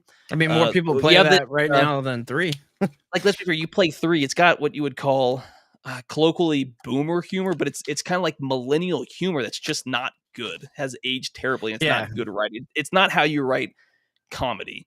You kind of have to be. It's because I popped up on my feed again. Humor. It's just dumb. The best way I can think about it is if you look at like Beavis and Butthead, especially like the 2 new seasons and the new movie they had and stuff like that. Even the older show, you can write stupid and it be funny, but you have to have somebody that's smart to write stupid that's funny. Yeah. And it's enjoyable to watch, and it doesn't necessarily age itself. Like, you have to be able to write comedy is one of those things that, like, yeah, you can make fart jokes funny, but like true comedy takes somebody that knows how to write properly and write something that doesn't necessarily age itself, which is the real problem with a lot of comedies. A lot of it ages with the time period. It's like Three Stooges, like that type of comedy where it just like the slapstick kind of comedy. But the best comedy has a genius behind it. Yeah. That knows what they're doing, knows how to write comedy, and on top of it is able to change their writing to adapt to the changing times. Like, all right, I tried this, it didn't work. Let's try this instead. Can I? You can't be like stuck in a funnel. Get some at Borderlands. Oh man, yeah, I don't know. I'm just like not optimistic for the game at all at this point. And like putting out something stupid like that, it just to me is like just absolutely dumb. That is so stupid. But I don't know if you agree with this. If game has microtransactions, it shouldn't cost more than $40. That one, I don't know, because I mean, I get what you're saying. I totally get what you're saying, Mr. Coffee, on that one. I don't know on that one. I guess it depends on the type of microtransactions that you're dealing with. It does depend. And DLC and stuff. But I do get what he's saying, and like I don't like microtransactions. If you're going to nickel and dime players like a free to play, then just make it a free to play, and you'll make the money. Right. But if I'm paying a full $60 And this is a problem that Assassin's Creed had. Why are you nickel and diming on a full price AAA game? I do get That what is you're a saying. Like a problem. $60 game, like it shouldn't be, or even a $70 or $80 game should not be full of microtransactions. And if it's a single player game, it should not have microtransactions. Period. Makes it even worse. So I get what you're saying on that one totally. I'll play it to squeeze all the joy I can get out of it, but probably not until it's 50% off. Yeah, I mean, I'm somewhere like where I want to I'm get not it gonna later buy it. on. Yeah, I'm not gonna buy it at launch, and at this point, if I do buy it, I'll probably just wait for a sale because I had the rug pulled out of me with 3. I didn't like it, and I haven't beaten 3 since I first played it at launch, but I've gone back and played 1, 2, and the pre-sequel multiple times, which I think are just far better games, top to bottom. I agree. Mechanically, they might not play as well, but I think their writing's a lot better, and they've got better characters, characters in villain. At least with 2 in the pre-sequel, the stories might as well just be non-existent. Let's be fair. So to add on to that, we got Baldur's Gate 3 dev calls Randy Pitchford's $80 Borderlands 4 comments gross because it implies that FPS is more important than making it day to day. So yeah. A studio More that to you add know, on. I would argue just a better studio. Better But it's just studio like for sure. it's just one of those like you have to think of the consumer in mind. And that we talked about it before, and I think other people have is like you have to have proper regional pricing from country to country. Yeah. But like I don't care if that's how he really feels. Like you just don't say that as a CEO. It's like a head CEO because it comes off as very tone deaf. But Especially when people are complaining about that $60 price tag, that $80 price tag vehemently. Like Nintendo's taking a lot of heat for it, at least with Mario Kart, regardless of how well you think it's going to do. But how are they reacting to that? Are they coming out making like stupid statements? No, I mean, let's be fair. The best thing to do if you're getting negative criticisms, I think Nintendo does this for the most part, and you especially saw it with No Man's Sky. The best thing you can do is just to say nothing at all. Exactly. Yeah, because you're either going to come out, you're going to say the wrong thing, or you're gonna say some corpo speak, and people are gonna take that as it is. So the best thing to do is just not say anything at all and just let it blow over. And regardless of how you feel about this, like I know I've gotten comments on social media just the other day posting about Mario Karts. Like somebody was freaking out about the price tag on it. Like, why would I support that type deal? And my thing on that is, for one, I got the bundle, so for me it was 50. Yeah, I mean that's the first thing I'm going to say on that. The second thing is we already know Xbox has already pretty much confirmed that they're coming out with $80 games later this year. We know Nintendo was just the first to do it, so they're going to get the bulk of the heat. Yeah, they're going to get the bulk of the heat. And whether we they talked about this, did that, like whether that was a good move on them to come out and do it first, probably not. But somebody had to do it, right? Like somebody. And we talked about this before. When the 70, you're like, we knew this 80 was coming, so we kind of, at least we had been prepared for it. It wasn't like blindsided, like this is coming. Whether you agree with it for certain games or not, that's a whole other issue. But like the games going to 80 it felt like inevitable. And I'm not defending it or anything like that, but at the same time, it's like one of those things where I've said it a few times. We haven't had the jump in pricing before 2020 at all for how many years? It had been like 20, 30 years. The 60 was like a standard pricing. Right. A long time. So it was coming. We knew it was coming. I mean, we saw the $70 jump. Of course, there was criticism there, but it's like there is a part where he says about, these games, and you talked about like cartridges, things were different there with the prices. When you have like 20 years with no price increase at all, right? And you have inflation and prices just it gets more expensive. Development, you see what was happening at studios. It's to be expected. I'm not defending it. To be fair, a lot of those price increases are the studio's own fault. Like they do unnecessarily. You could argue the studios get too big, especially with the post. I mean, it's their fault. You've seen people talk about it, that they assume the 2020 the COVID spike was like a legit jump when we all knew this was like a temporary thing, and they didn't plan around it accordingly, and they just put themselves on top of making bad games. And it's bad place. Yeah, they put themselves in a bad place. No Man's Sky caught me. I'm gonna do the newest Expedition this week, but it's still a swindle. I would say that it was a problem. The only reason I gave No Man's Sky any benefit was, one, it was an indie studio that put themselves in over their head, but they didn't say anything. They just went back to work, and every subsequent update came out an you didn't have to amazing pay game. for it. Yeah. They essentially did what needed to be done to fix their game. The problem is most studios don't do that. And you Right. could argue Cyberpunk did a somewhat similar thing. They just kind of accepted what they did, and they just went back and finished the game. I think And the there's hope a is little less. they take that and fix it. But you know, sometimes studio heads aren't necessarily the ones making the decisions, and they realize they're in a bad situation, but there's nothing they can do about it. But that's also an issue of expectations ahead of time. That's where the real problem is.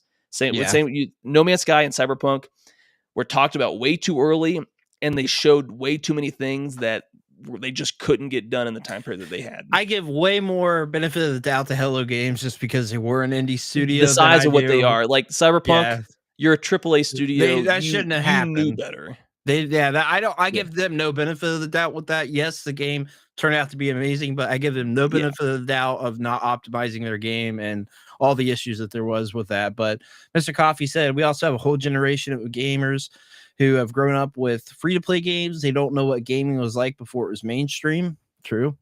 Neek said it has gotten so much better with No Man's Sky. But I'm willing to give an indie studio the benefit of the doubt over any AAA. I'm like AAA, like know what you're doing, you know better. At least the heads do, and so like I'm not gonna give you the same benefit of the doubt. But you can fix your own problems. At least you should. I mean, I agree with you with what you said.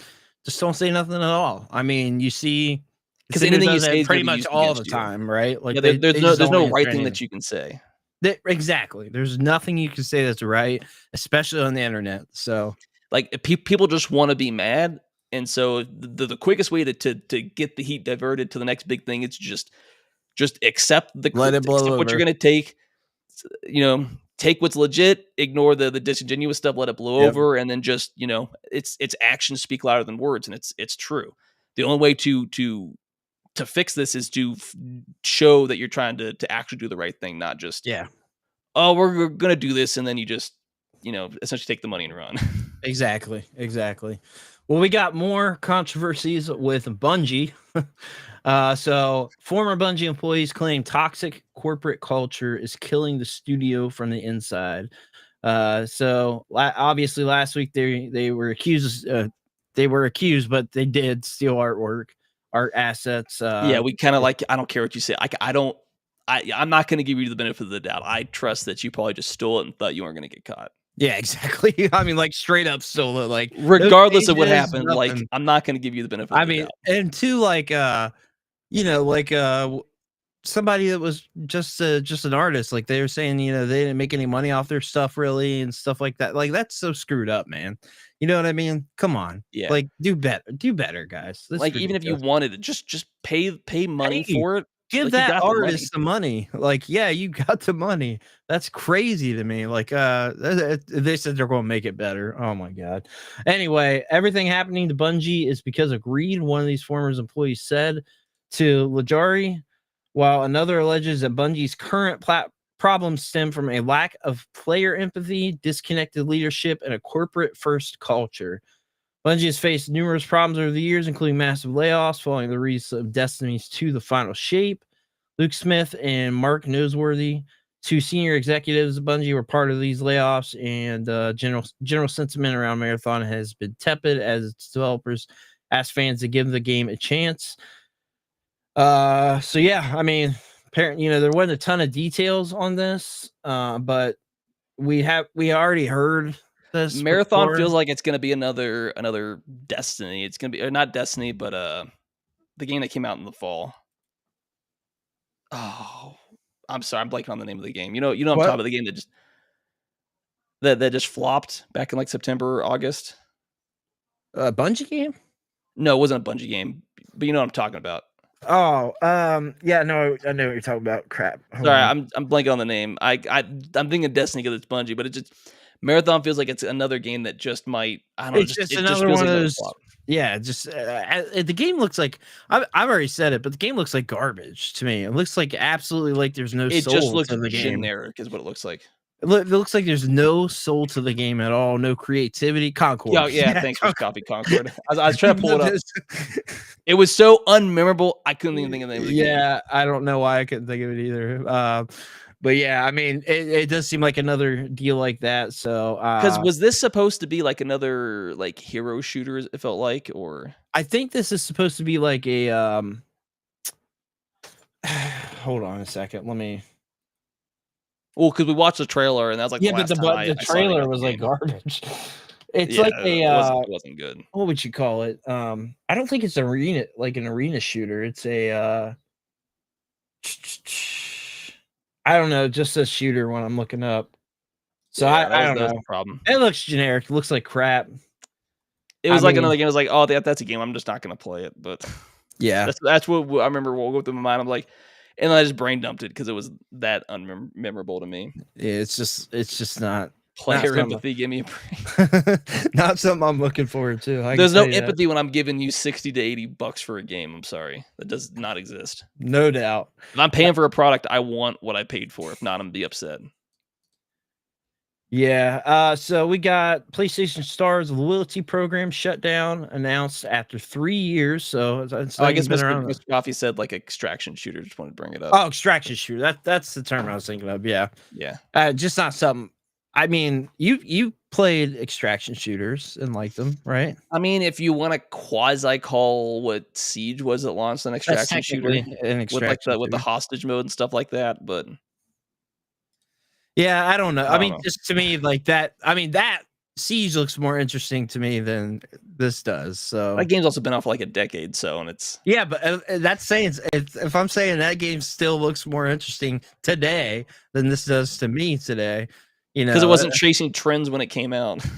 It's just ridiculous, man, crazy. But anyway, get back to this one. Yeah, so after 3 years, this is going to be shutting down. So obviously, PlayStation Stars is like a thing where you get like digital collectibles, stuff like that, like trophies that you could put on a shelf. You know, to be fair, I thought items. this was stupid when it came out. I was like, oh, okay, I don't really care about this. It's a Yeah, neat it little was thing one to of those things have. that I think everybody just kind of forgot about it because it was kind of like a nothing program. Like it didn't lead to anything. It wasn't like at least the Microsoft's program. Well, you know, whether you're in the ecosystem or not, at least with that program, you could build points to like pay for your Game Pass or buy games or the only thing that reminded me of this is what like the old 360 used to have like a character. Yeah. And your character based to move around. You might have like a dragon from like Skyrim because you had that game or something like that. Like that's kind of quasi, but that was like an avatar type thing on your like home page. Yeah. The problem with this is like it wasn't like put out there for people to really like a lot of people didn't even know this existed. So I knew it existed. I messed with it once. I'm like, oh, this is stupid, and I never touched it again, which is like what most people probably did. Yeah. I mean, I did the same thing. I did the exact same thing. So like I never touched it after the first time I loaded it up. I'm surprised it's been 3 years since this thing came out, to be honest, because I haven't touched it since at launch. It's crazy. Time flies by, man. But yeah, that's shutting down. So unfortunate for people that like it, but you know, for me, it was one of those things where it was just you didn't think about it. It was forgetful and you know, it's not memorable. So yeah, we got Microsoft announces retro classics with Game Pass, which this is I think pretty daggone cool. They kick things off with over 50 Activision games from the 80s and 90s. So what they kicked this off with was basically a bunch of Atari games, but what they're doing is they're going to be apparently supposed to be adding a bunch of stuff in. So they added in what was it, Mech Warrior 2 from the PS1 got added in, and which is an Activision game. And it says over time, Microsoft will add more classic games for Activision and Blizzard's back catalog to Game Pass, expanding the retro classics collection to over 100 games. Expect additional games to be added monthly. So this is just like an additional thing on top of the other games that are already coming. So yeah, you know, a lot of people probably aren't going to be excited with the first wave of stuff, with it being mostly Atari and then MechWarrior. Like most of these Atari games are they're probably trash then. I'd say they're still trash now. Oh, come on. But then again, I didn't grow up with these games, so they're not all trash though. Come on, quit I'd that. say most of them are. Oh, come on. You just weren't alive. You know, it's one of those things where we grew I grew up with like the other stuff and the SNES, and there's a lot of those games were trash. There's some trash there, just like everything else, but it's the system's not trash. I don't know. I just think when you're You think dealing the with like NES you've is got trash? like 20 pixels on screen. So you think Super Mario Bros. 1 through 3 is trash? No, but I You think think ET is Metroid is trash? You think Zelda is trash? Are you saying the NES is trash? a lot of games on that game our console just didn't age well past it. Maybe they Oh were my good for the god. time, but Hot like they take. were not aged.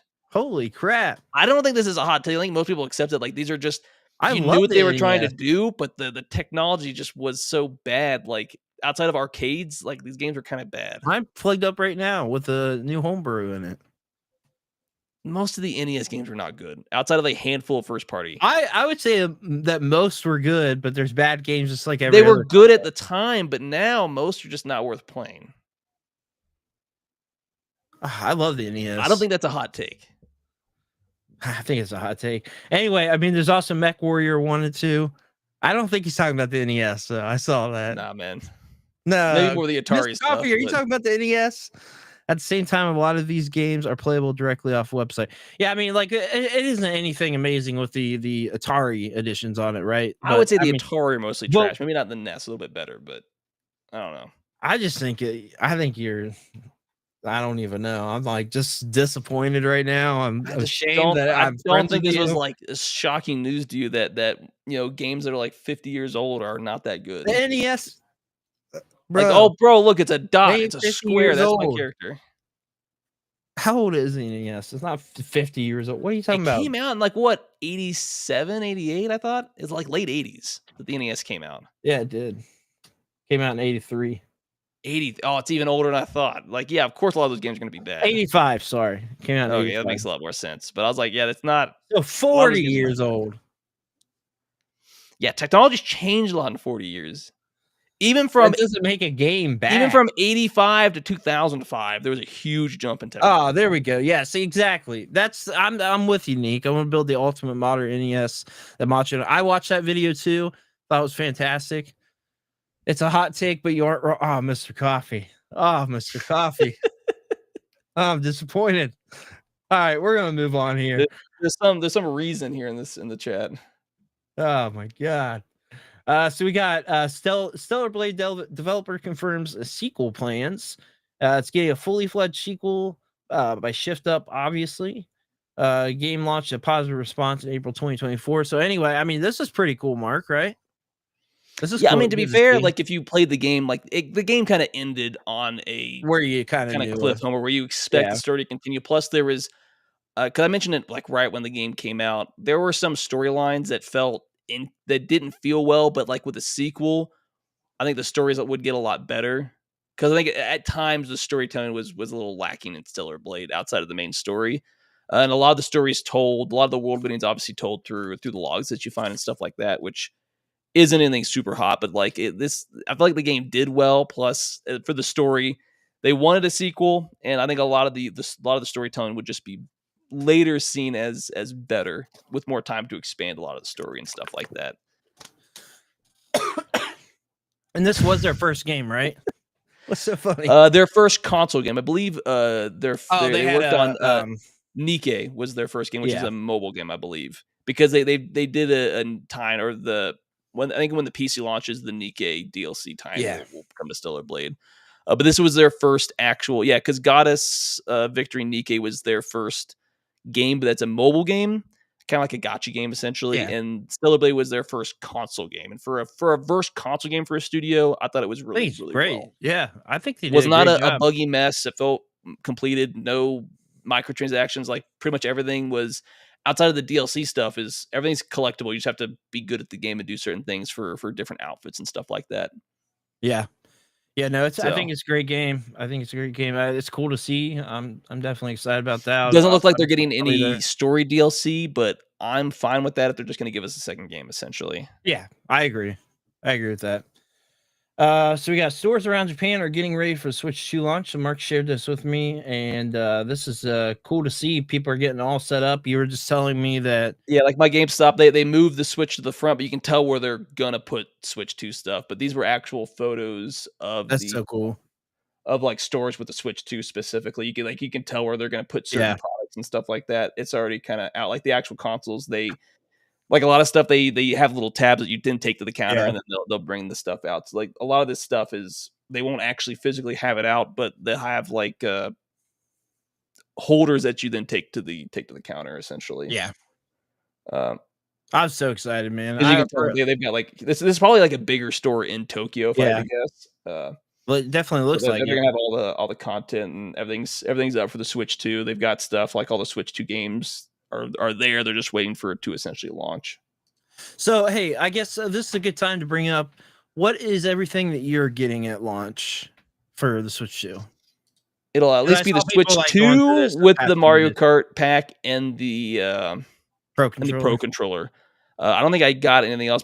There's a few other things that I want, but I was like, I'm just not gonna I'll get it later. Like pre-ordering it was not like Yeah. I wanted to launch. It was just the console, and then obviously I Yeah. needed the Pro controller at launch because I don't like playing with the controllers even the Switch. Once you put them together, I don't like how it feels. So Yeah. I got the Pro controller, and like I want to get the DLC for some of these, not the DLC, like the Zelda. I might just get the Cyberpunk, the physical, just to have it, even though Yeah. probably won't play it more than once or twice on the Switch. And there's probably a few other things that I want. Like I want to get the GameCube controller down the road, but it's not like a day one thing that I need at launch. I can wait.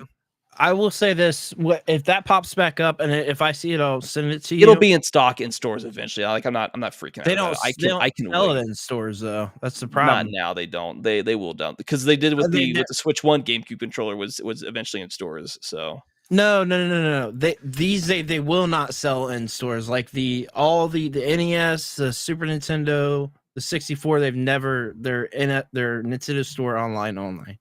I didn't buy my GameCube one online. No, but that's different. That's not the Nintendo Switch Online controller. That's different. So yeah, but like they came out and said they're not selling it in stores. Yeah, how many times they say that, and then later they sell never sold any of the other ones in stores. Yeah, whatever. Regardless, I'm not gonna freak out. I'll buy it. I'll buy it later down the road. I don't care. It doesn't change. Nobody said anything about freaking out. I just said, like if it pops. If I have to like fight to the death for a peripheral, it's just not worth it. Yeah, no, I agree with you. The console itself was like one thing. Don't fight to the death. I didn't do that. No, I can't just go online and buy it. I'm like, I'll wait. There's no day one GameCube game for me to absolutely want to play. Yeah, I get it. NSO, so like I can wait as much as you will want that controller down the road. I think for me, it's pretty much the same thing. I'm really irritated. I didn't say it on the podcast. The damn micro SD card express got canceled. Yeah. I had the 1 terabyte pre-ordered, so now I don't have any at all. I haven't been able. None have popped up. So I guess that the only one that's going to be available, from what I saw, like the Nintendo brand ones, is 256 gigabyte, which is like I don't want that. So I don't even know if I'm going to get one at all. With that being different, you could probably get a third-party one down the road. Well, that's what I know. Yeah, but like, how down the road can I hold out on just the Switch itself? How many Switch 2 games are you going to get at launch that you're going to need? I'm just getting the Cyberpunk and the Mario Kart. Yeah, with those two games, you're not going to be. I know I'll be good at launch. It's just like one of those things where, as I get other games, you can wait Factory game. Wait a hot second to need to get it. Well, hopefully. It's just irritating because I was like, I just wanted to get out of the way and just get the one.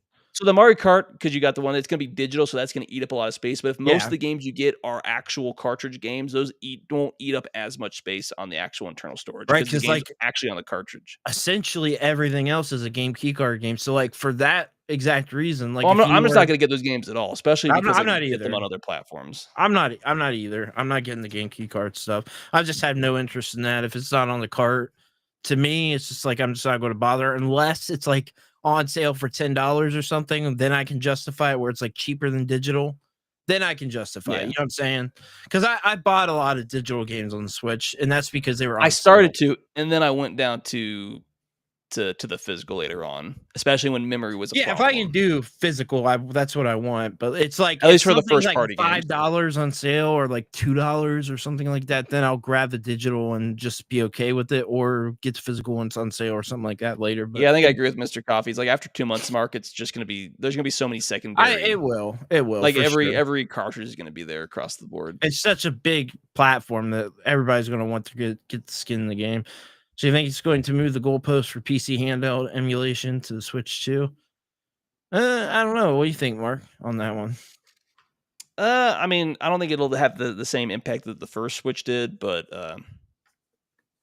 I think it'll probably up what people expect from other stuff because they'll expect these more expensive handhelds to be able to do more what the Switch can do, and then emulation is just kind of an inevitability.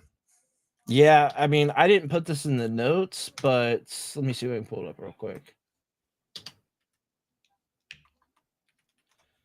There was a new MSI Claw I saw that came up. So it was going to be, it said it was like it's going to be like the next gen of PC handhelds. It's the A8 MSI Claw A8. It says it's similar to the recently announced Claw 8 AI, but a couple of the specs have been changed. MSI Claw has lowered the maximum amount of RAM down.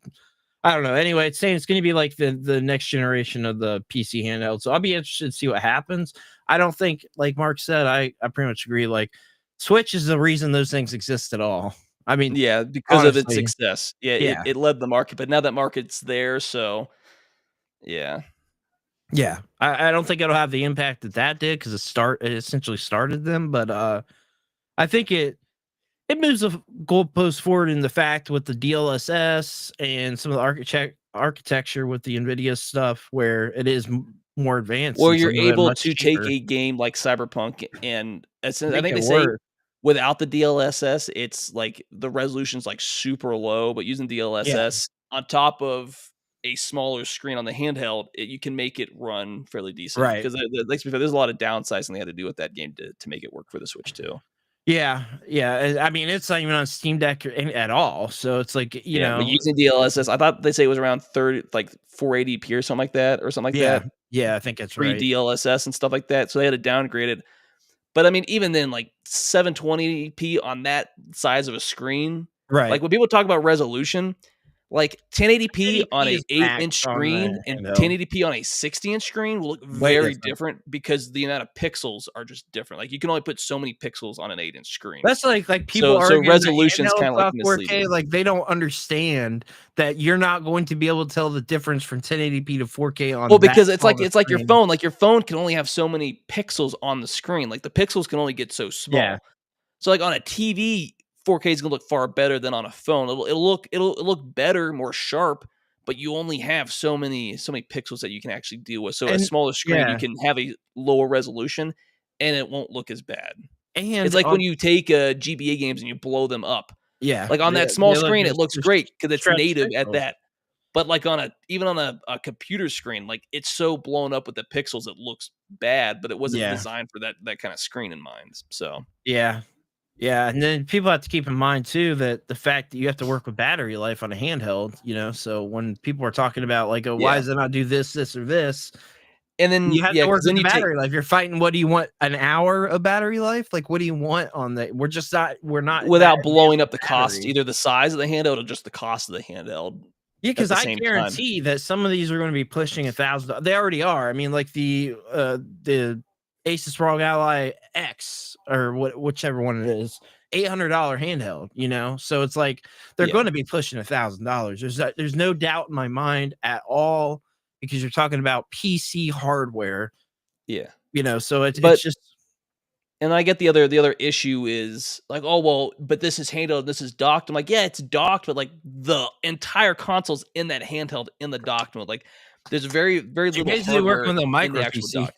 At Yeah, that so, like, point. even when it's docked, it can do a little bit more because it doesn't have to worry about battery life, but there's still an upper limit because Yeah. all the hardware is in the Switch It's the itself, thing. so Why is a it's a PC, trade-off. this big and that thing is this, what I'm saying? Like there's Yeah. a reason for But when you that. talk about it, most Nintendo games are stylized in a way that look better on that with that kind of power, and, like, half the market for the Switch is, like, an audience for kids and stuff like that, so you don't have to deal with that, and most adults that have a Switch, you complain about this, but I'm like, you were never gonna bet you would never play this on a Switch anyways, knowing there's Yeah. better hardware on bigger consoles and on a PC, which just makes sense. So Yeah. Yeah, I'm exclusively grabbing Cyberpunk just because I want to see what it plays like on a Switch 2, and like kind because of the that. what they said that It's the on fact the that they're card sticking with physical hardware and stuff like that, so I'm like, I'll buy it just for to that reason if support I don't ever support play it. that. Yeah. just to support that mindset because I like physical, not the game cart stuff. But Yeah, the game key card stuff is just wild to me, and that is one thing where it's like some people looking at launch of the Switch 2, like I sort of get where they're like, well, what games can I grab that I actually have there if you're a physical guy? Uh, where it's just like showing we're pushing closer and closer to digital only. Yeah, Nintendo did opt for physical, this console generation, but it's still like it's like a half measure with the game key cards, and that is obviously Nintendo's not doing game key cards for their games, but no, they said it's all going to be on the game. But their games aren't these third party games that are right, massive that weren't designed with the Switch 2 in mind, with Switch 2 right, specs in mind. yeah, exactly. So we got It was the Shigeru Miyamoto talking about why Donkey Kong was redesigned. Sorry, the Mario Kart stuff was talked about yeah, earlier. no, you're good. So Nintendo redesigned Donkey Kong for increased expressiveness, leading to a new look for upcoming games. They're actively involved in the character creation, or Shigeru Miyamoto is actively involved in the character creation and supports changes made to Donkey Kong. The redesign sparked debate amongst fans, with some defending the new look as an improvement on the character's future. Well, What's your take on this? Because I I have felt like a we talked about this because, and obviously they're bringing it back more. He's like, well, we want the expression. I'm like, it also he wants to line up with what was in the movie. He expects to movie. find more movies, and you want to go with that way. Like, yeah, the Donkey Kong design for the longest time was iconic, but that's from the late '90s essentially, or the mid '90s. I will say The design's been around for it like has nothing 25 to years. do with nostalgia. I just like the way that Donkey Kong design looked better. I don't hate this one. I'm not It was saying more that. iconic. You kind of grew up with it, so you're far more attached It's to just it. like I think it's part of the thing is it's attached to the rare stuff. Yeah, because So Rare design we knew was Donkey that Kong for was the the rare longest time. design. Yeah, Yeah. that was completely the rare design. So um yeah, I I think mean with more time, you'll get whatever, used to it. It'll be less of an issue. I'm becoming indifferent to it now where I don't really care. I At was first never the I'm like, biggest Donkey Kong fan, so I have less of a problem with the redesign. But I mean, yeah, that's fair just me. enough. That's like a minority of the issue. I was never that attached to the Donkey Kong IP. You want to take over the Metroid Prime stuff? Yeah, we can. So there's two things. We can talk about I can talk about this first. So, because kind of talking, I guess I'll throw them both together. So around the same time, we got news that both Metroid Prime 3 and Metroid Prime Hunters, the IP essentially was they re-upped, they renewed the trademark for those games. So the idea is, are they just renewing these just to renew them, or are we finally going to get like a Prime 2, a Prime 3 finally coming? And Yeah. it feels like if they do come, were they going to get the remaster that one did, or are they just going to throw it on The GameCube, Switch Online? something I just thought about is the problem with that thinking of doing that is 3 is a Wii game. So the Wii's not even we're not even close to But that the being original on. release, or one of the releases, had the capacity to use the Pro Controller on the Wii, but it was not it was only like one release that had the ability to do that, not the later Metroid release Prime stuff. Trilogy The Prime trilogy, I or Wii think only U? you were able to use the Wii controller. I think the original release, if I'm misremembering, one of the releases allowed you to use a Pro controller. It was Trilogy. Yeah, then it Yeah, was the trilogy then, yeah. yeah. So there was technically some work done on the game But to that use a doesn't controller. change it coming to Nintendo Switch Online because Wii's not on there. And I get what you're saying. You can use a controller, but that wouldn't make sense with their branding to add a Wii game to GameCube Online. So I I mean, it wonder depends if on what this they want to means do. if this leads more towards because I would still you would prefer rather an see a actual remaster. remaster because with 1, 2, and 3, it would make sense to play the trilogy with 4 coming to actually have it, but, like, the timeline to release 2 and 3 is very, Is very short. it really is. Late summer, early fall is your window. Yeah. Like, July to, like, September, you'd have to get these games out by. Well, let me ask you this. I know originally like people were thinking this was going to be the move, but do you think it is more likely that we get like maybe a package deal now because it's like how much time do you have to you can't well here's two We don't know and where then a they're month at with later. these. I thought we would have these already by now, and I'm starting to get to the point that I don't even know if we're gonna get them before 4 comes out. They did 1 as a proof of concept for 4 Yeah. for the technology, and they just don't care about 2 and 3, even though the stories of those 3 games tie together. Like, I it's a continuous story. I think the more interesting thing in just this exact news story is the fact that Hunters is mentioned in here because we probably would have thought they would have just completely ignored that game That game because would require far more work to way make more work on a work. Switch than 2 and 3. which just Right. need the controls at the very least to be adapted. And also, like we were talking before the podcast, that if they opt to not add the multiplayer in there, that's taking out a huge chunk of the game because the game really essentially is a multiplayer Yeah, all game. it is really multiplayer game. Like, to be fair, Like with a if they minimal were gonna do, like, a story. package with 2 and 3, you might as well just throw a Hunters at least a Hunters S multiplayer onto it if you're gonna do a package deal. Yeah, I think the one thing that Hunters being, mentioned here is that they would want to bring that, to modern platforms is that fact that Silex is in it. And I think that's the There's that, only like, you could release it, but it's such a small game it on is just a a small single game. player. Like, you could if you're But the just gonna, like multiplayer would take work, if you were just gonna upscale the GameCube and the Wii for 2 and 3 to just 1080p or something like that, and just release it, at that point, that feels like we're probably gonna get a less work with what they did with 1, and they would make sense to just do a package deal, very little effort, and at that point, you could probably just throw Hunters onto it, or we're just not getting them at all, and they just re-up the IP because maybe they wanna Yeah. do something in the future, they've got I no idea. I think it's far more likely that they just throw the single player on with like the other games or something, or at least Yeah. you know what I mean? Because it would be way easier for them and It's far just less work they ignore have to them. do. They just have to Right. upscale the resolution, and it's such a short game, there's not a whole lot of effort you'd have to put into to actually getting it to work. Yeah.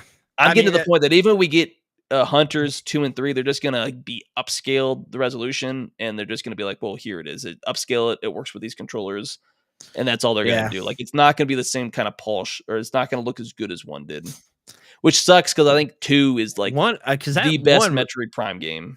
I agree with you. I think I agree, and I just think that it'd be a shame if we don't get the remaster treatment for it because you're missing out on what is mostly I think that's the general consensus, right? That people love 2 the most. I think it's like I don't the know if we kind of love it the most, but, like, I thought 3 to me personally, I thought 3 was the weakest of the trilogy. I know you disagree, but I think 2 is the best from just a Metroid gameplay, the isolation, I don't wanna say some horror-esque elements of the game yeah. where with the isolation and with the dark world, especially with the puzzle solvings of having to go back and forth, and just the natural upscaling of difficulty, Yeah. from 1 to 2. I just thought it was, like, the best game, and growing up, I could beat 1 just fine. 2 is always a far more difficult game. I agree, it was more difficult. Yeah, I have I think it problems had with it. far more puzzle solving, I just thought it was generally a more tougher game. It's funny, I played 2. I had 1, but I played 2 for the first time at your house, and I was like, "Wow, this is, like, a lot more difficult." Because you were when I first played it, you were already at a boss fight. I cannot remember which one for the life of me, I can't remember because you also but when you first go to the dark aether, like, the environment is, like, the biggest problem early on yeah. in that game. Late like, the midpoint of the game, it's less of an issue, but you still take damage. But, like, they made the environment far more of an issue, and they just kinda, like, upped it. Plus, the dark and the light ammo had, like, limited uses, so they were very powerful, but you had to, like, watch, ammo consumption and stuff where in 1, you could just swap between beams and just use them to your heart's Right. content and stuff like Yeah. that. So I thought, with that, and then I just think the puzzles, and then I hope they keep it in 4, and I can't remember if it was in 3 or not, but the collectibles for certain doors and, like, Yeah. the end game, there's, like, collectibles for it. I don't think it was the worst thing in the world, Do even if you that was, like, a remnant of a bygone era at this point with, like, the semi collectathon type thing. do you find 3 being weaker for you because the kind of isolation was removed, or is it the motion It just controls, or is it It was the a mix of I didn't necessarily care for the motion controls, but, the did you fact play it later I without the didn't motion controls? I never had the chance to play it, but the motion Okay. controls was a small issue for me. It was more just the general story. It felt more like they were chasing the Halo trend than actually Yeah. making a Metroid because You know, every other Metroid game, it's regardless of how they tell the story, it's a very isolationist feeling. And when you're it was a hopping from more planet to open planet, game.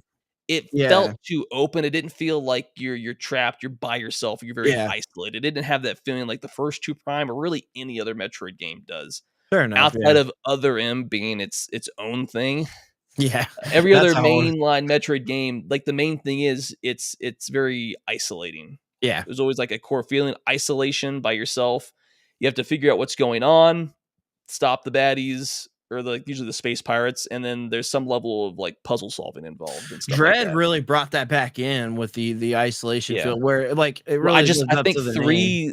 three lag like the story. I didn't mind the story, but the fact that you're jumping around, it didn't feel isolating. Because in one, well, you're tracking down what's it, Ridley, essentially, while you go to the Yeah, planet, and in two, your ship's destroyed at the very beginning, so you're stuck on this planet. yeah, You have to solve it, or else you're done for with the planet and stuff like that. And that just kind of adds to the tension, as well as like, hey, there's a bunch. You have to like figure out what's going on with the world. right. It's optional technically, but you have to like you figure out what's going on as you continue to explore, and obviously the standard, upgrade your powers and stuff like that.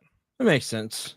I mean, I hopefully we get remastered them, but I mean, if they get brought over at all, I think that's probably even a win in itself, because it needs to Yeah. be available for these people to play before four comes out. I think I think 2 and 3 is essential to having there. Obviously, Yeah. it leads I mean, right up to and 4. I'm also biased because like I grew up with Prime 1, Prime 2, and then Metroid Fusion, which is Metroid 4. Like those are the three Metroid games that I grew up as a kid playing. And then I eventually got Zero Mission later on. But like Their the miss is old great. Metroid games, I never technically grew up playing, but it was like the Prime game, which is like I always preferred 3D Metroid over 2D, but Metroid 2D is just as fun. It's just a different style of game. Well, I guess close out the podcast. Did you play Metroid Prime Pinball? I think I played it once or like there was an era of like Pretty Pokemon had a fun. pinball, Metroid had a Yeah. pinball. They're just pinball games. They're pretty It's fun. actually like really fun though.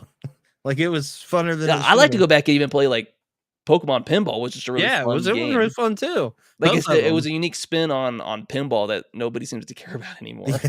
I know. Those were good times, man. We had Super Mario Land Pinball or whatever it's called Yeah. too.